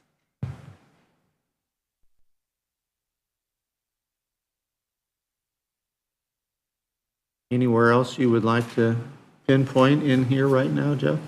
No, like I say, I all in all, you guys have done a great job of accumulating cash reserves from where you came from. I think you're in a good position at this point to, make rational decisions. And like I say, I really want to see what next year's income tax receipts look like. I think it's great that you guys really had a 27% increase, and I would love to know the particulars of how that anomaly, whether it was a lottery winner or. Well, one of the things, and Catherine might remember before more than I do, but what paper was it Saturday that was saying that DeKalb County's average income Marion County was the only one that was above the state, and DeKalb County was the only one in this particular area. And I don't know if that had anything to do with it or not, but that's probably. Could be if they're looking at that 21 collection data, because that's just interesting, in almost 30 years of doing this, I've never seen one that high. Yeah. So. Well, I know a lot of, I don't know if it happened all in 21 or waited till 22, but a lot of big raises were given because of trying to attract employees. Well, I know one that's sitting here probably was. He was sitting over there awful quiet. He must have hit the lottery too.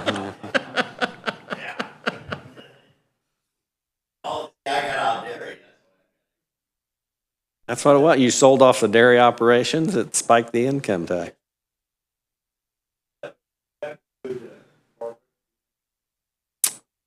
It would not. It would only be those who are located here in your county as residents. The,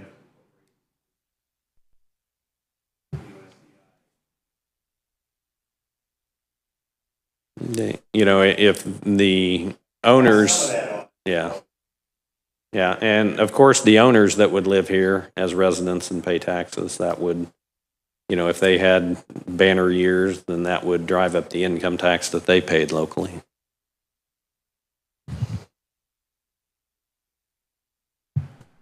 Anything else I can help you with? Any questions, thoughts?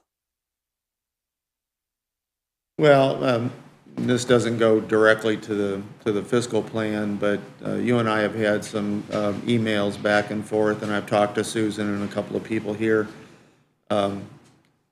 Commissioners, actually, Commissioner Sanderson had mentioned in one of the meetings that we had several months ago when we were talking about the highway garage, about taking the the correctional facility tax up to its maximum of 0.2. It's currently at 0.13 in order to generate a fund of money for the possible expansion or building of a new jail. Because I think we would all like to keep that off property tax as much as possible. But in looking at what that would do, just changing that 0.7, it would actually, because that public safety tax, if we raise the community corrections tax up to its maximum of 0.2 and reduce the public safety tax by an equal amount, so as the taxpayer would not see any difference, it would cost the cities and towns their portion of that public safety tax. And I think that those numbers are probably too big to, I would not be interested in going there. And I think that that chart was in the packet today, but you can see what that amount was. And I think for the city of Auburn, it was like 280-some thousand, and 240. 242. Garrett was about 80. No page that is. It was singly, and it was also in the it was a email total packet. of. It's in there two different ways.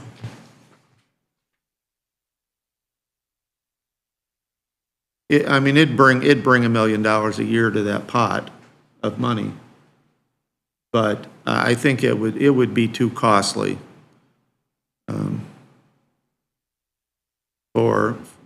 Cities and towns are depending on that money. So with that correctional Rick. facility tax, yes, go ahead. Yeah, hey, have you talked to the cities and towns about that? I've only talked to the city of Auburn. Okay. Yeah, and that was because the police chief was trying to do his budget. Oh, understood. Some of the information behind it is that tax for us, because we were one of the first to actually use it, although a number of people have implemented it since, it's good for 22 years. And if we go through the 10-year payment on those bonds for community corrections, that'll get us out to 2028. We would still have 11 years that we could still collect that amount of money for a jail, which the preliminary estimate that we did was we're getting about $1 million, $1.2 million a year. We could actually generate about a $13 million pot for the jail using that tax. So just pay off these bonds and then just put the 100% of that money into a pot for the jail. At this rate, without changing. Without changing. Without changing it. I don't think that, I don't have a taste for raising the taxes on anybody, especially if we're gonna talk about a wheel tax. And right now, our immediate need is the highways, is the roads and streets. And if you look at page 15 of your fiscal plan, that shows the amount of the correctional facility income taxes that you're collecting versus what you're paying out in debt service and other operations. So you are building a balance there today, as well as Rick said, when you get done with debt service, you'll be able to commit like $1 million a year to whatever that jail project will be. The bottom line, no increase to the taxpayers, and we're looking at being able to bank about a third, possibly a third of the jail by this, with no increase in taxes. Right.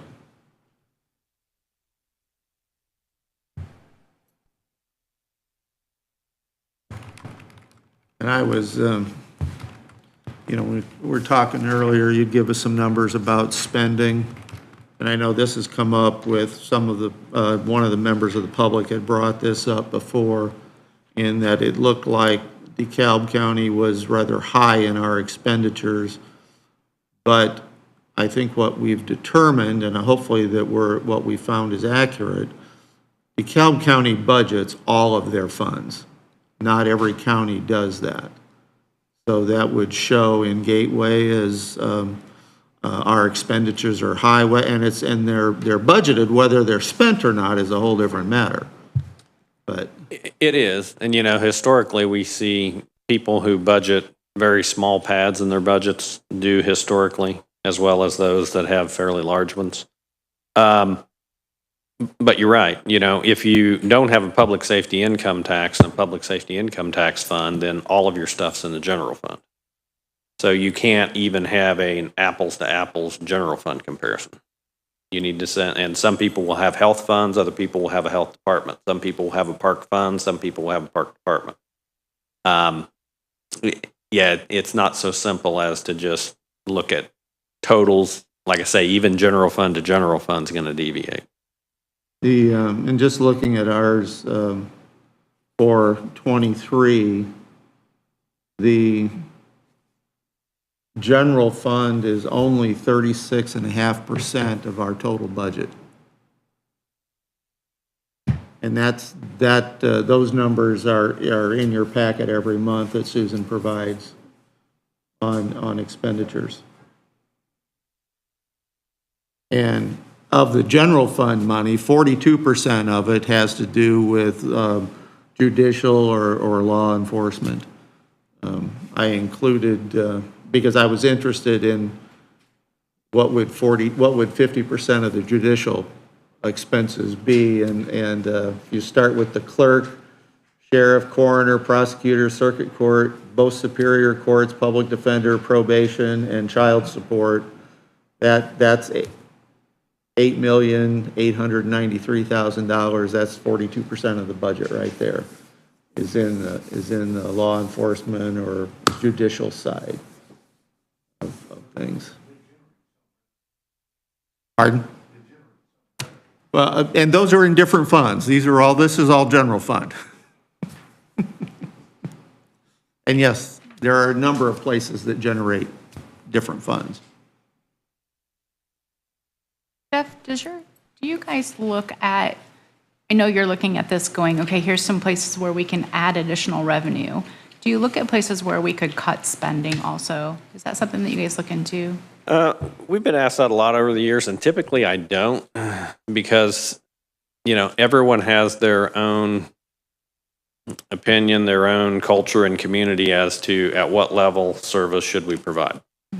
We get out into rural parts of the state, they're not willing to pay for ambulance service, period, even though it's 45 minutes before they get an ambulance. Other people, when you're around the metro area, they want an ambulance in 4 minutes. So I try not to go into that because I don't feel like I'm qualified or would really add anything to it. We can say, yeah, you don't necessarily fit this similar community, but again, they're going to have a different culture, and it is really hard to get apples to apples on any comparison of unit of government. Because that's something that we look at. I mean, you're saying the general fund obviously is only 36% of the whole budget. What kind of conversations do we have about that as far as is there places to cut? How do we look at that? When do we look at that? Well, I think number Besides one. salaries, I mean, I know that's always kind of the one thing we The number talk one about, thing is but- we have to look at what services do we need to offer. Number one, what services are we required to offer? Correct. Because so many of these things are audit, in the general fund, auditor, treasurer, Sure. assessor, whatnot, Yep. and paying those personnel. Yeah. One of the areas that we've tried to save, and it tips the scale a little bit, but you try to do as much with automation as you can with people, because when you hire people, you've got salaries, you've got yeah. benefits and everything else, but you might not have with computers and whatnot, but cost of those is going up. In fact, one of the biggest budgets in the general fund is IT, at over $1.2 million a year. And we've got to address pay raises. Pay rates, can we afford to keep the people we've got, like we're going through with the nurses? We need nurses in our health department, but we're competing with people that are paying a third more than what we've been able to pay. The Part Q effect. What services do you want to offer? And that's what we have to decide when we sit down and look at the budget for the first time in August. And that's why we're talking about these things now, to give us all time to think about what needs to happen in order to do the budget for '24. We've got some people here that are interested in the wheel tax. We've got kind of a it's not 100% that everybody out there wants gravel roads versus paved roads. So what level do we ask? But I don't know how many people have driven this road lately, but there's construction work on State Road 8. So if you're going to go to Avila or you want to go to Kendallville, most of us have had to take County Road 40. We don't have a wheel tax. Noble County has a wheel tax. I challenge you to go out there and drive County Road 40 right now from 327 to the Noble DeKalb County line. And you go from a paved road that's a little on the rough side to a beautiful, wide, paved, clear road on the Noble County side. What level of roads do we want? We have an issue over on the east side. Several people over there being very discouraged with the fact that the commissioners allowed the railroad to remove a bridge. And now, because they didn't require a road to be paved, residents have to go on a gravel road to get to where they're going because the bridge is no longer there. Well, if we need to pave that road, we need money. We're just trying to maintain the roads. We've also got an issue with the state and the what's in the restricted funds versus unrestricted funds as far as where you can spend your road money. So that's one that we worked on in this last legislature, and we'll be working on it again in the next legislature. trying to get more money. You know, it's what was the one big example that I kept hearing was, you can't spend restricted money on filling a pothole. But if you cut a square around that pothole and fill it, that you can spend the money on. So, you know, let's get the definitions changed. So that's the kind of things that we're going to have to discuss at our budget meetings, and that's why we're not going to go through this year 2 days of people coming in to tell us inflation's 4%. Sure. We're going to bring in the people that have an actual big issue, highway, health department, and IT, so that we have time to focus on what services do we want, what level do we want to give. So. All right. Are we ready to move to road to wheel tax? Okay. All right. In your packet should be, and let me get to it here, should be a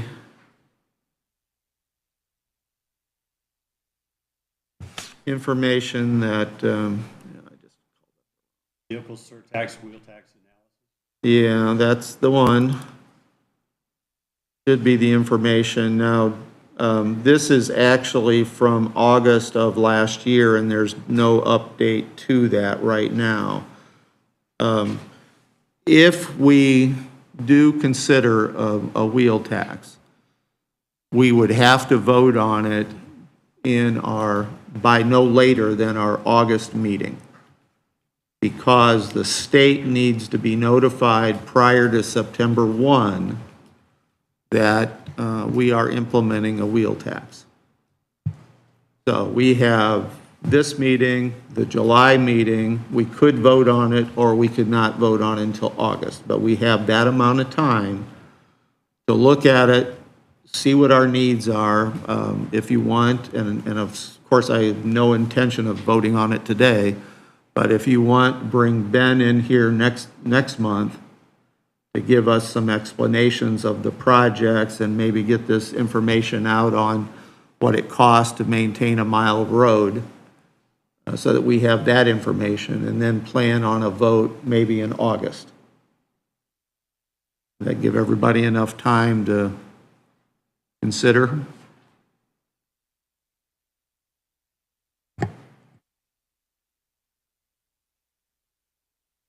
I think the one thing I do know has changed, and I don't think it really amounts to any money much at all, but I think that the legislature this year exempted any trailers under 3,000 pounds.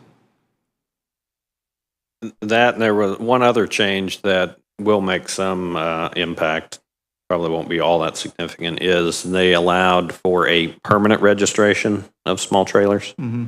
So you can pay double the amount or 2 years worth, and then for the life of the time that you own that trailer, you don't have to pay that tax again.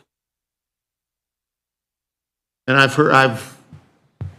I didn't know that Michigan did that, but I've heard a lot about it lately, that, well, you know, if my trailer's plated in Michigan, because I buy one plate and I never have to buy another one, so.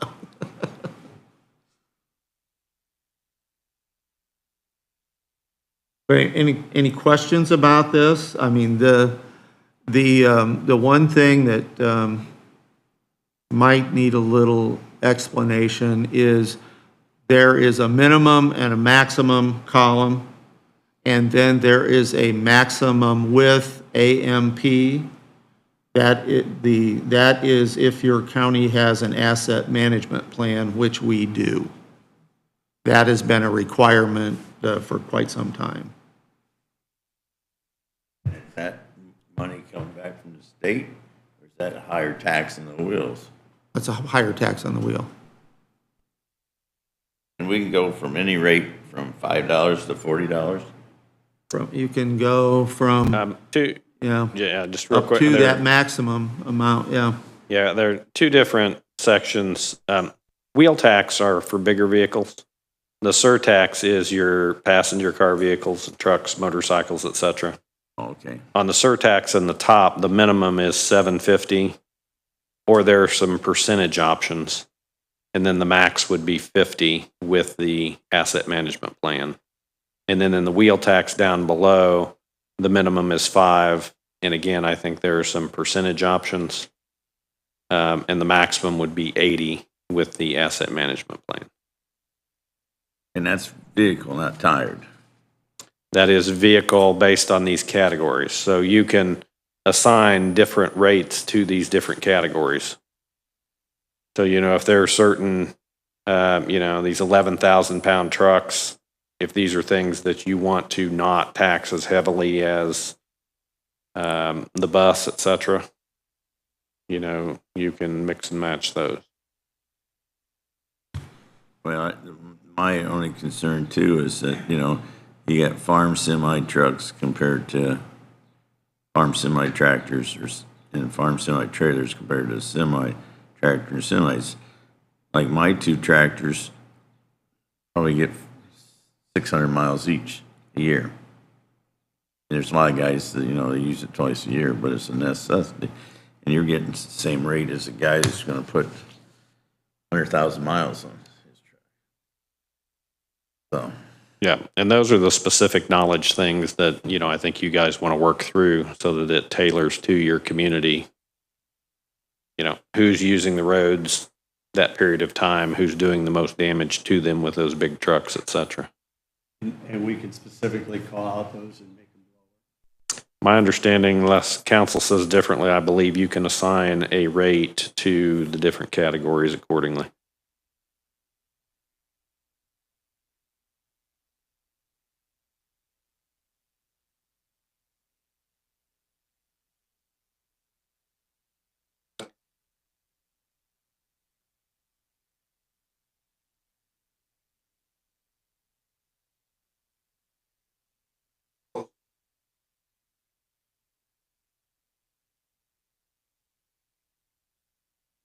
Yeah, I think, and again, I'll let legal counsel tell you what your options are for that.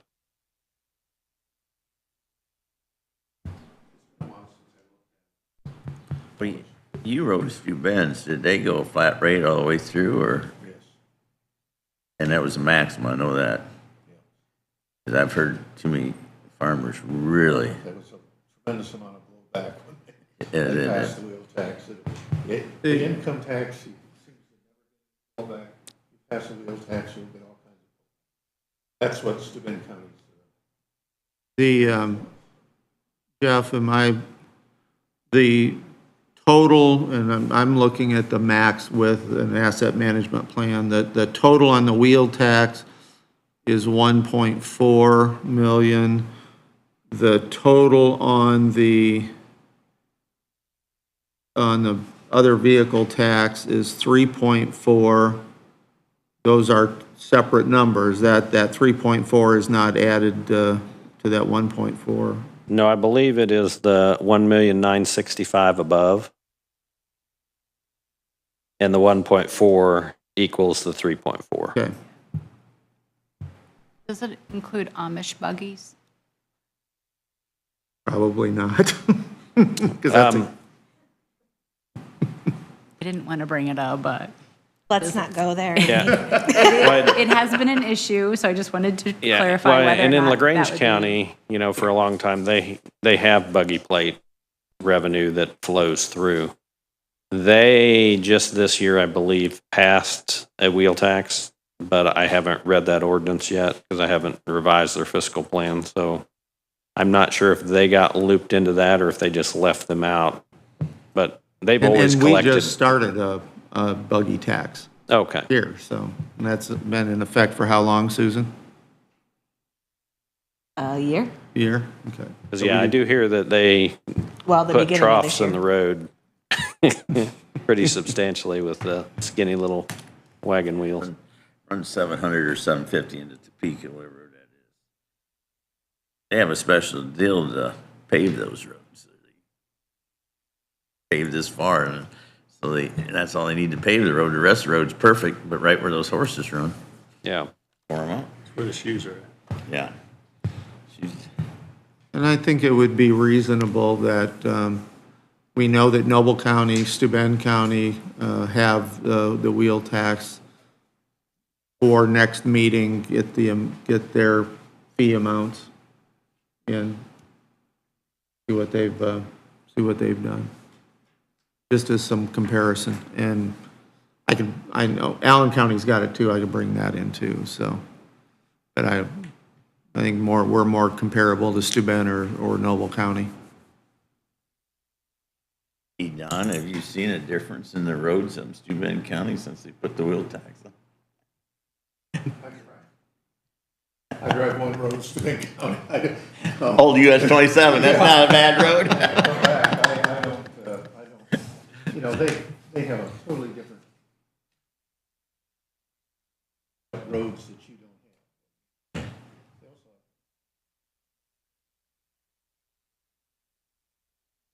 have. It's because of the big homes that are second home.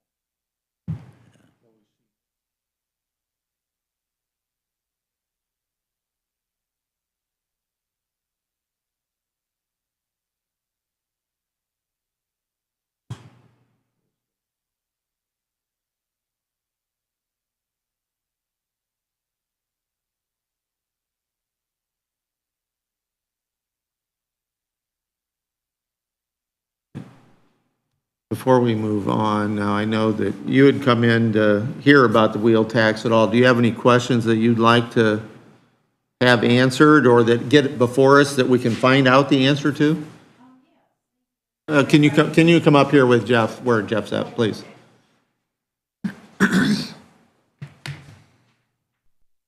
Hi, I'm Terry Hines, and many of you have heard from me through via email corresponding. We live on County Road 39. We've owned our farm for 183 years, and we are on a gravel road. We don't intend to have a subdivision on our property, and neither do I think any of the other farms on our road. And basically, when I've spoke to Ben Parker, when I've spoke to everyone else, we will never be a high priority of getting our road paved. We have an antique car collection that we have on our property, and we absolutely can't drive those antique cars down a gravel road. Our grandchildren and our daughter-in-law and son-in-law live on the same road. So even if I've just gotten my car washed, I have to hop in my car and drive down the gravel road to go visit them. And it's frustrating, and we've been there 23 years. I actually contacted the commission 20-some years ago about getting our road paved, and I don't see it happening. It didn't happen then, and the way the budget is for the county highway department, it's basically going to be no priority ever. So that's why I'm here. And I mean, I've been digging into this a lot, and just to put it in perspective, a $40 wheel tax on a car is 11 cents a week. It's not a tax that's going to be frivolous. It's going to go for maintaining our roads, maintaining our bridges, and that's it. There's no frivolous funds in this tax. And I think the maximum maybe is $80. That's $1.50 for a week. I don't see it as a burden. However, I do see that there needs to be a limit on how much people in a household or a certain taxpayer or on a farm or certain types of vehicles should have a limit. You know, if you've got 10 farm tractors, you shouldn't have to, there should be a maximum. But I do see that it's probably the only way that we have a chance of ever getting our road chip and sealed or paved, and that's why I'm here. And I appreciate your time. Thank you. Terry. One of the, even if we are to do a wheel tax or address this, I think one of the things that I would ask the commissioners to do is in order to be fair to everyone, is to set a standard that we pave a road after X number of residents are in X number of miles, so that people have an understanding of what they can expect or when things might happen. You got one house on a road that's a mile long and nobody else is on there but that one house.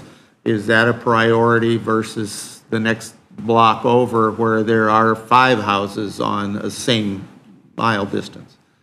Set a standard so that people understand where they're at, and when they can expect a change. I think that would be helpful. Does anybody have any questions for Terry or anything more for Jeff?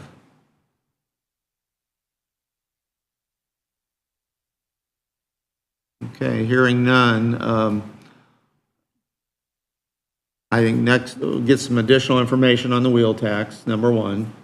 I'll try to get the rates from some of the surrounding counties and see where they're at as a comparison. Everyone needs to understand that a wheel tax has to go into a road project. It can't go into buying equipment, or it cannot go into building a new highway garage. It has to go into a road project. So if we do this, it is strictly going to go into the roads. Roads only. But if you do that, you've got money in the general fund, in that fund right now that's going to road projects. You can move that money to the wheel tax money, and that makes more room for salaries and other equipment and things like that, assuming it meets the restricted, unrestricted requirements of the state. But Is the wheel tax funds, do they fall into those two categories, restricted and unrestricted? As far I as don't repair? believe so, but it's a question We have I more freedom cannot on answer. how we spend those to fix our roads? I think that only affects the money coming from the state. But we'll get an answer for that. That'd be important. Actually, State Board of Accounts is still here, aren't they? Maybe they'll have an answer for that one. Anyway, we'll get that additional information. That gives everybody a chance to think about it, talk to other people. If you've got more questions, please get them off to me or to Susan so that we can get the answers prior to the next meeting. And then we'll look at a vote in the August meeting. And even if we vote to implement it, it would not start until January. It would start with the new year. Okay. All right. Nothing else for Jeff. We'll move on to the next. Oh, Jeff, are we going to get any updates on this before we meet in August for our budgets, or with some of the restrictions the state put out there? Or is there any need to update it? I don't think you have any material need to update at this point, because you've got your 4% growth factor worked in for the maximum levy. Income tax projection is the best that I'm going to have until the state certifies August 1. So we'll see what they certify August 1. Mm-hmm. That'll give you a little bit of a change, but I think that's a good working document for your budget process. Okay, very good. Thank you.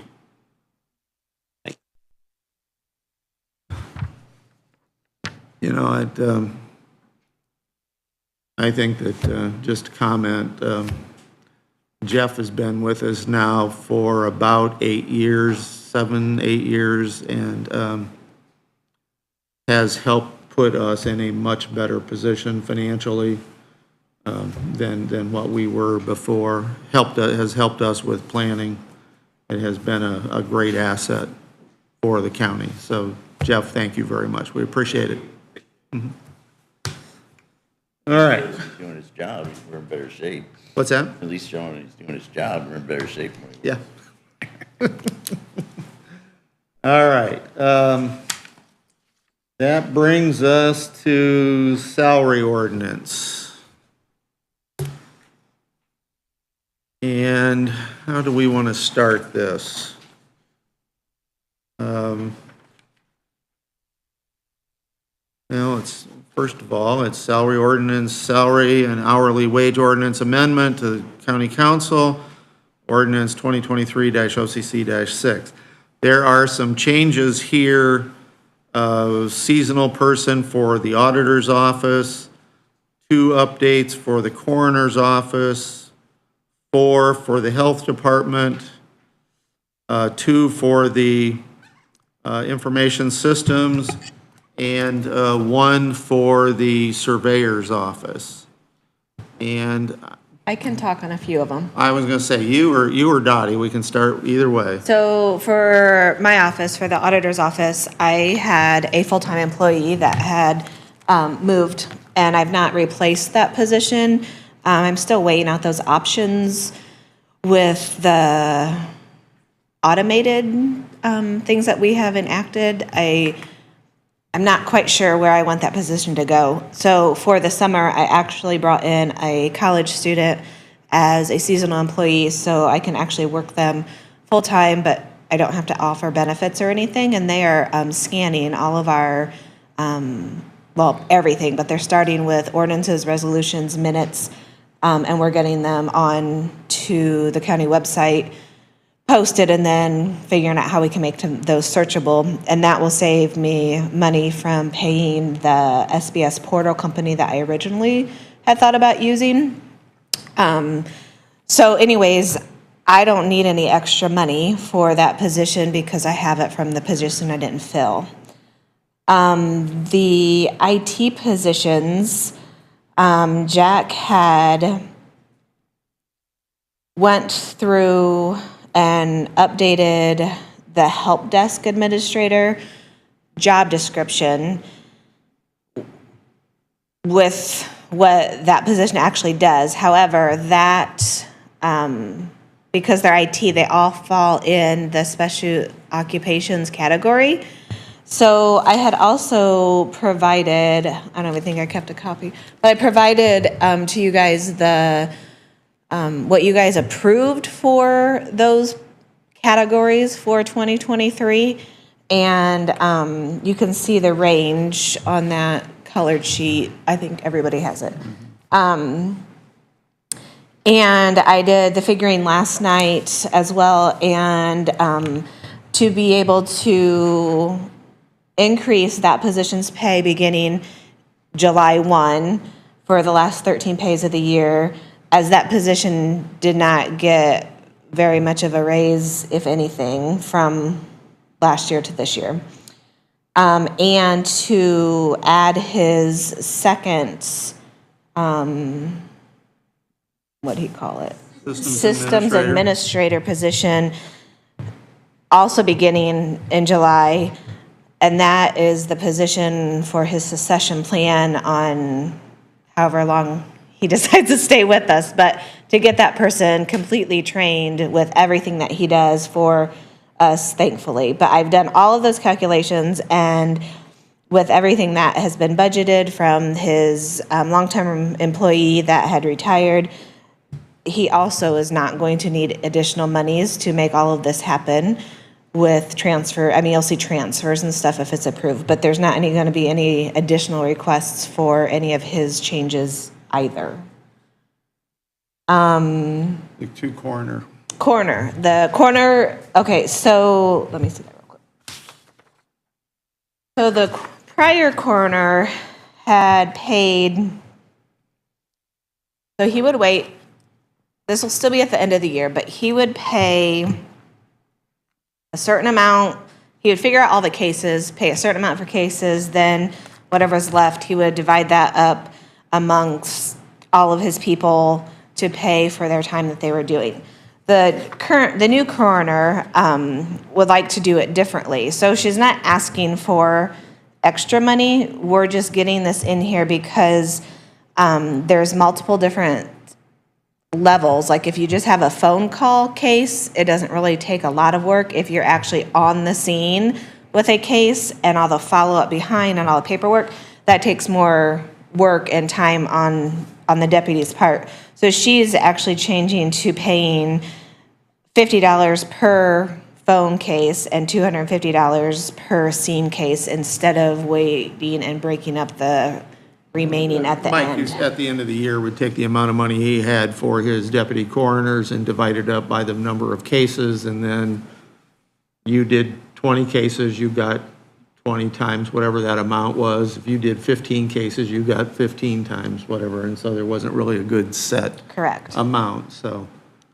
And they would have to wait, they'd work all year and not get paid until December. So, And they're still not going to get paid till December. They still want it that way. But if for some reason there was somebody that leaves like mid-year, we actually have a set plan to go by. Because otherwise we could only go by what was done at the end of the prior year because there's nothing else there. So this is more transparent. I'll talk a little bit about the surveyor's position and if they want to add there here, but the surveyor's position, the lead surveying tech, so that actually replaces the position Nate used to be in. So we took it out of the first deputy status because our first deputies are paid a percentage of their elected officials. However, as a surveyor, you're either licensed or not licensed. So if you're licensed, you get X amount of dollars. If you're not licensed, then you get a much lower rate. So 80% of Glenn's wage, you wouldn't even get an employee for that amount. So they also don't need money. This has already been budgeted. We budgeted and planned for it last year. This is just actually assigning it to a lead surveying technician with their account number and their category and their rate as was budgeted, and then a transfer will happen because the title changed. So they don't actually need any money, but we had to get it on here for state board. bookkeeping. Well, and the other thing is that's the one that we need to make it exempt. The committee's recommendation is to make that person an exempt employee. And that's pretty important because the way this is structured with the surveyor having another full-time business pretty much, this person really will be that kind of the head administrator, be handling a lot of supervising and other folks, and we don't have money in the budget to handle overtime for that employee. So Glenn has asked that that be an exempt position, regardless of what Wes recommended. Wes recommended non-exempt basically because it looks at it as more of a secondary position, but this is a pretty administrative position. So our committee, Amy and I recommended that it be an exempt position. And that's how it's written in the salary ordinance, correct? I think so.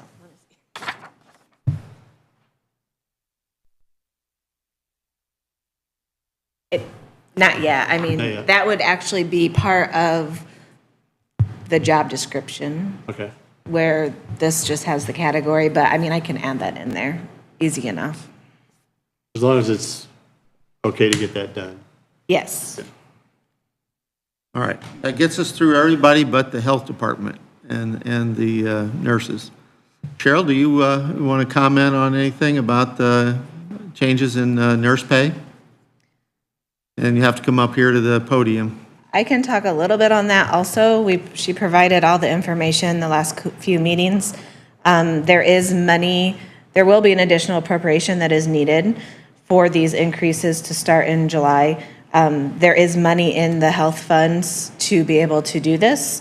And the other part of it is if the commissioners opt in to the new health bill, then there would be even more money to be able to move around that would assist that. But the fund currently has a very good cash balance and will be able to sustain these increases.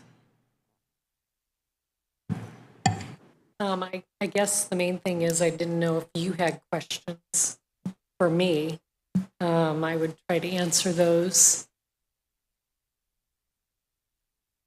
She hasn't had a, I don't know what you want to call it, deputy nurse or something. Correct, yeah, she'll have some, it won't have to all be an additional appropriation but, I mean, the increases are large and needed for her department to be able to have people. Sharon and me talks at least twice a week, don't we? For the last Quite a 6 bit. weeks over this, We don't cuss at Rick too many times. but, No, and I'm sure you probably haven't started to advertise for the open positions yet until you get this approved, I assume. No, we didn't. Yeah, we've It's been ongoing. We Yeah. decided after a while, we were taking it off for a little bit and then putting it back up. But it's been ongoing now for a while. We just didn't put the increased wages. I'm going to finish here today first before that.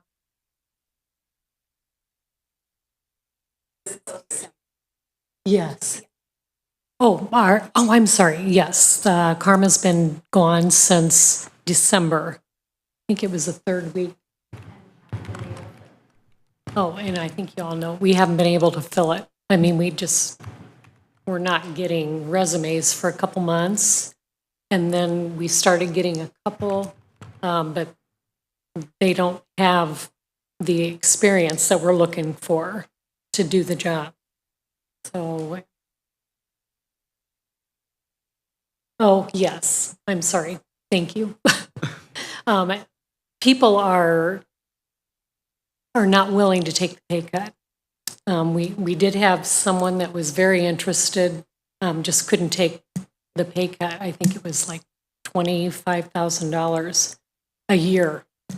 So we just haven't been able to get anywhere as far as getting someone that has the qualifications and is willing to leave their current job. And I think the fact that you've got a number of colleges have started nursing programs is just a testament to the fact that we have too few nurses.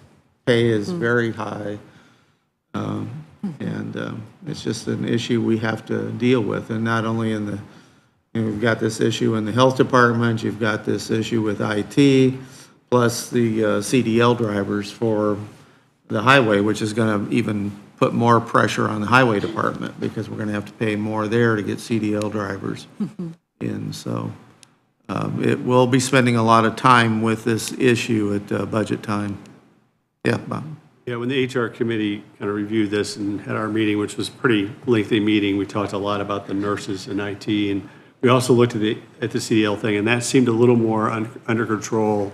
They're finding drivers, they're, staffed, but we aren't staffed in the health department at all, and IT is as another area that's just the competition's fierce. But the nurses, we disagreed. We although this is a really large jump, we're not going to get people, we're not going to be able to replace these folks when they retire unless we move these up and take this step. So it's and she has three of them is within 2 or 3 years are ready to retire if they want to. Right. So, if you can't find one for now, see what it's going to be like if we want to try to find 3. Actually, 2 of them are able to retire now if they wanted. 3 will be at that spot next year. And it's a job that requires time to learn. There's just a lot to it, is all there is to it. All right. Else got any questions for Cheryl? Okay. Yes, no. Cheryl's done a nice job of running that office with being shorthanded with COVID and everything, and we do talk about twice a week. I always joke with her how much money this is going to cost me when the phone rings, but but she has done an excellent job, and she is, there's times she's calling me at 8 o'clock at night when she's just got done. She's putting the hours in, so she needs to get someone in there to help her. Agreed. Done a very good job. So, any other questions? All right. Thanks, Cheryl. So before you go into the ordinance, if we could at least do a motion for the surveyor's position to be an exempt Pat C classification, so we have the actual motion to follow what we're doing. All right. I'd like to make a motion that surveyor's position is an exempt Pat C. I'll second that. All right. A motion by Councilman Kraft, a second by Councilman Van Wy, that we make the surveyor's lead position as exempt. Discussion? Comment from the public? Hearing none, all those in favor signify by saying aye. Aye. Opposed, same. That motion is carried. All right, moving on to ordinance 2023 salary and hourly wage ordinance amendment, DeKalb County Council, ordinance number 2023-OCC-6. I have a motion to approve this ordinance on first reading. So moved. Been moved by Councilman Van Wy. Second. Excuse me, by Councilman Yard. Excuse me. I got you on the brain for some reason, Bill. You want to second that, Bill? No, he already did. All right, okay. Second by Councilman Kraft. Discussion? Comment from the public? Hearing none, all those in favor signify by saying aye. Aye. Opposed, same. That motion is carried. Now, if I could have a motion to suspend the rules and read this on second and third readings? Make that motion. Been moved by Councilman Kraft and second by Councilman Collins that we suspend the rules. Again, this must be a unanimous vote. Discussion? All those in favor of suspending the rules and reading this ordinance on second and third readings signify by saying aye. Aye. Opposed, same. That motion is carried. 2023 salary and hourly wage ordinance amendment, DeKalb County Council, ordinance number 2023-OCC-6. I have a motion to pass this on second and third readings. So moved. Been moved by Councilman Van Wy. Is there a second? Second. Second by Councilman Yard. Discussion? Comment from the public? Hearing none. All those in favor of passing this ordinance on second and third reading signify by saying aye. Aye. Opposed, same. That motion is carried. All right, let's,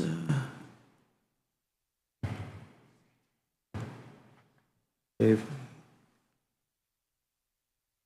All right, next, Commissioner Council discussion. Mike, anything for us? All right, well, that was easy enough. Glenn, Michelle, thank you. Thank you, Cheryl. Okay, that brings us down to council discussion. I think we've already pretty much discussed the wheel tax. That we'll have that on the agenda again for next month, and we'll vote on it in August. Don't we have to have a public hearing on that? Yes, I think we do, so we can make that decision in July as to whether or not we're going to have a public hearing. Because if we, truthfully, if we decide that, hey, we're not going to go any farther with this, it dies in July. So we got to have some discussion there in July. All right. Can I ask a question on the wheel tax? During our meeting, I had a text from someone asked about if they have golf carts registered within like the cities that allow that, would they be part of the wheel tax? I'll check. But Okay. Does it not have, I would think it would have to be something that's plated, wouldn't it? If it's not plated, it wouldn't be. They have to be plated. Now, you can get a plated golf cart, but I know Clear Lake has them. Okay. They're like $20,000 and they got windshield wipers and turn signals. I haven't seen any of those on the golf course. $20,000. There is one of those vehicles that we have in Garrett. Do you? But it's an actual Electric car. Yeah. vehicle. I mean, it's all open, but Yeah. it's kind of like a dune buggy sort of thing. Okay. All right. Anyway, more to come in at the July meeting. I don't know if you've looked at it or not, but the annual Association of Counties annual meeting is the last week in September. And we have, I plan to attend. I don't know if anybody else plans to attend, but our final budget vote would be on September the 26th. We can do, am I got the right date there? We can do one of a couple of things. If we could, I would like to move it so as not to have to attend virtually, move it to the previous week, because we do have to technically have it passed by October 1. And, you know, we skipped the October meeting because we actually have multiple meetings in September, this one being the last week, in order to meet that October 1 deadline. If not, I mean, I can attend virtually. I've never, in 20 years of city council and 10 years of county council, I've never missed a meeting yet, but if I have to attend this one virtually, I will, because I'm going to do some presentations at the Association of Counties, so.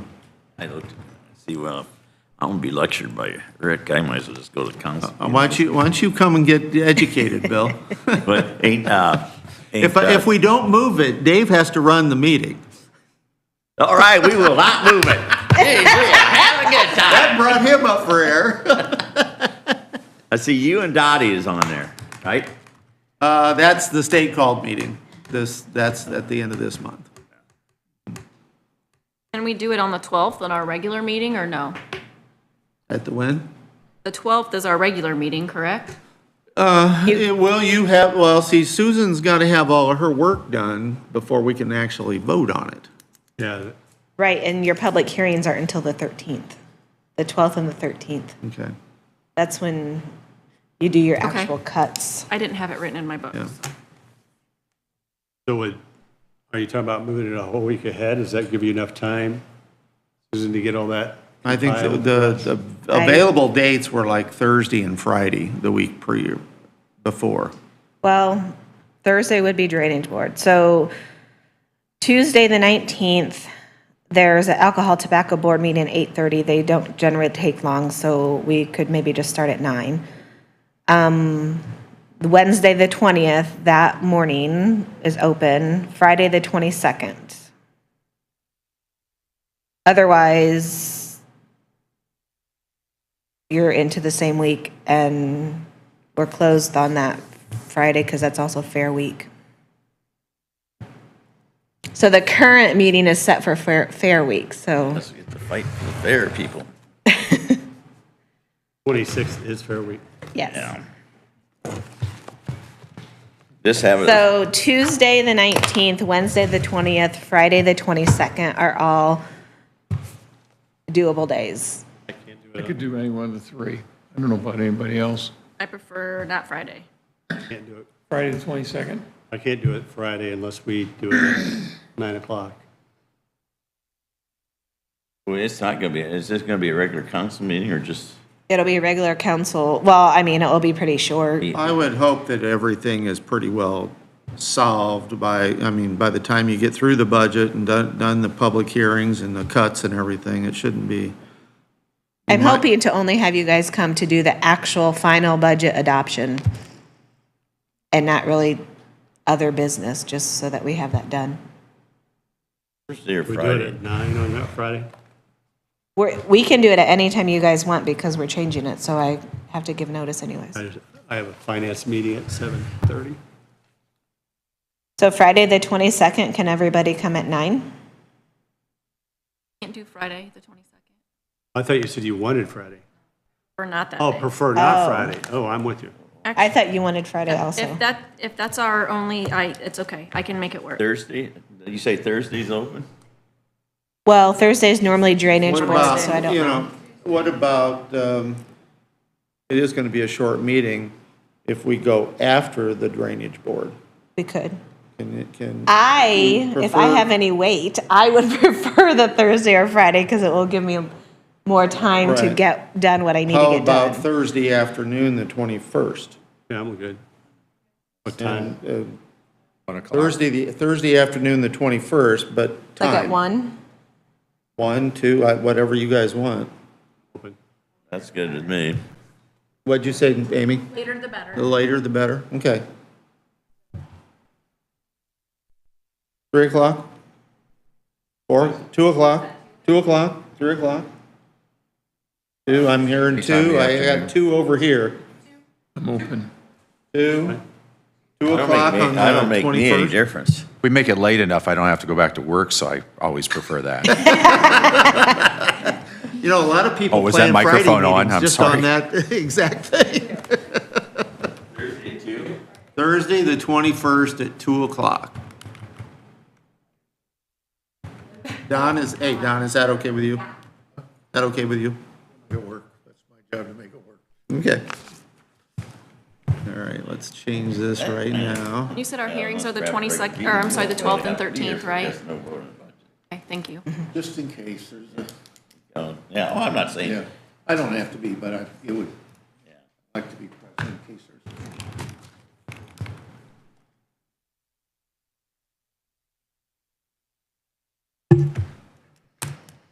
Okay, I want to make sure we get.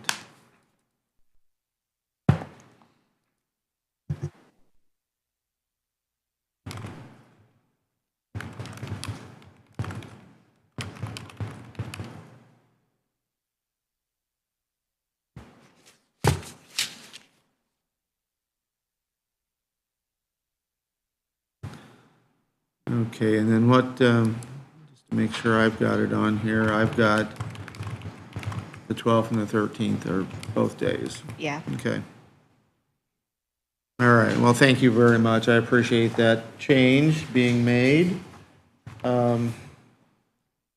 Miscellaneous topics, anybody have anything else they'd like to discuss?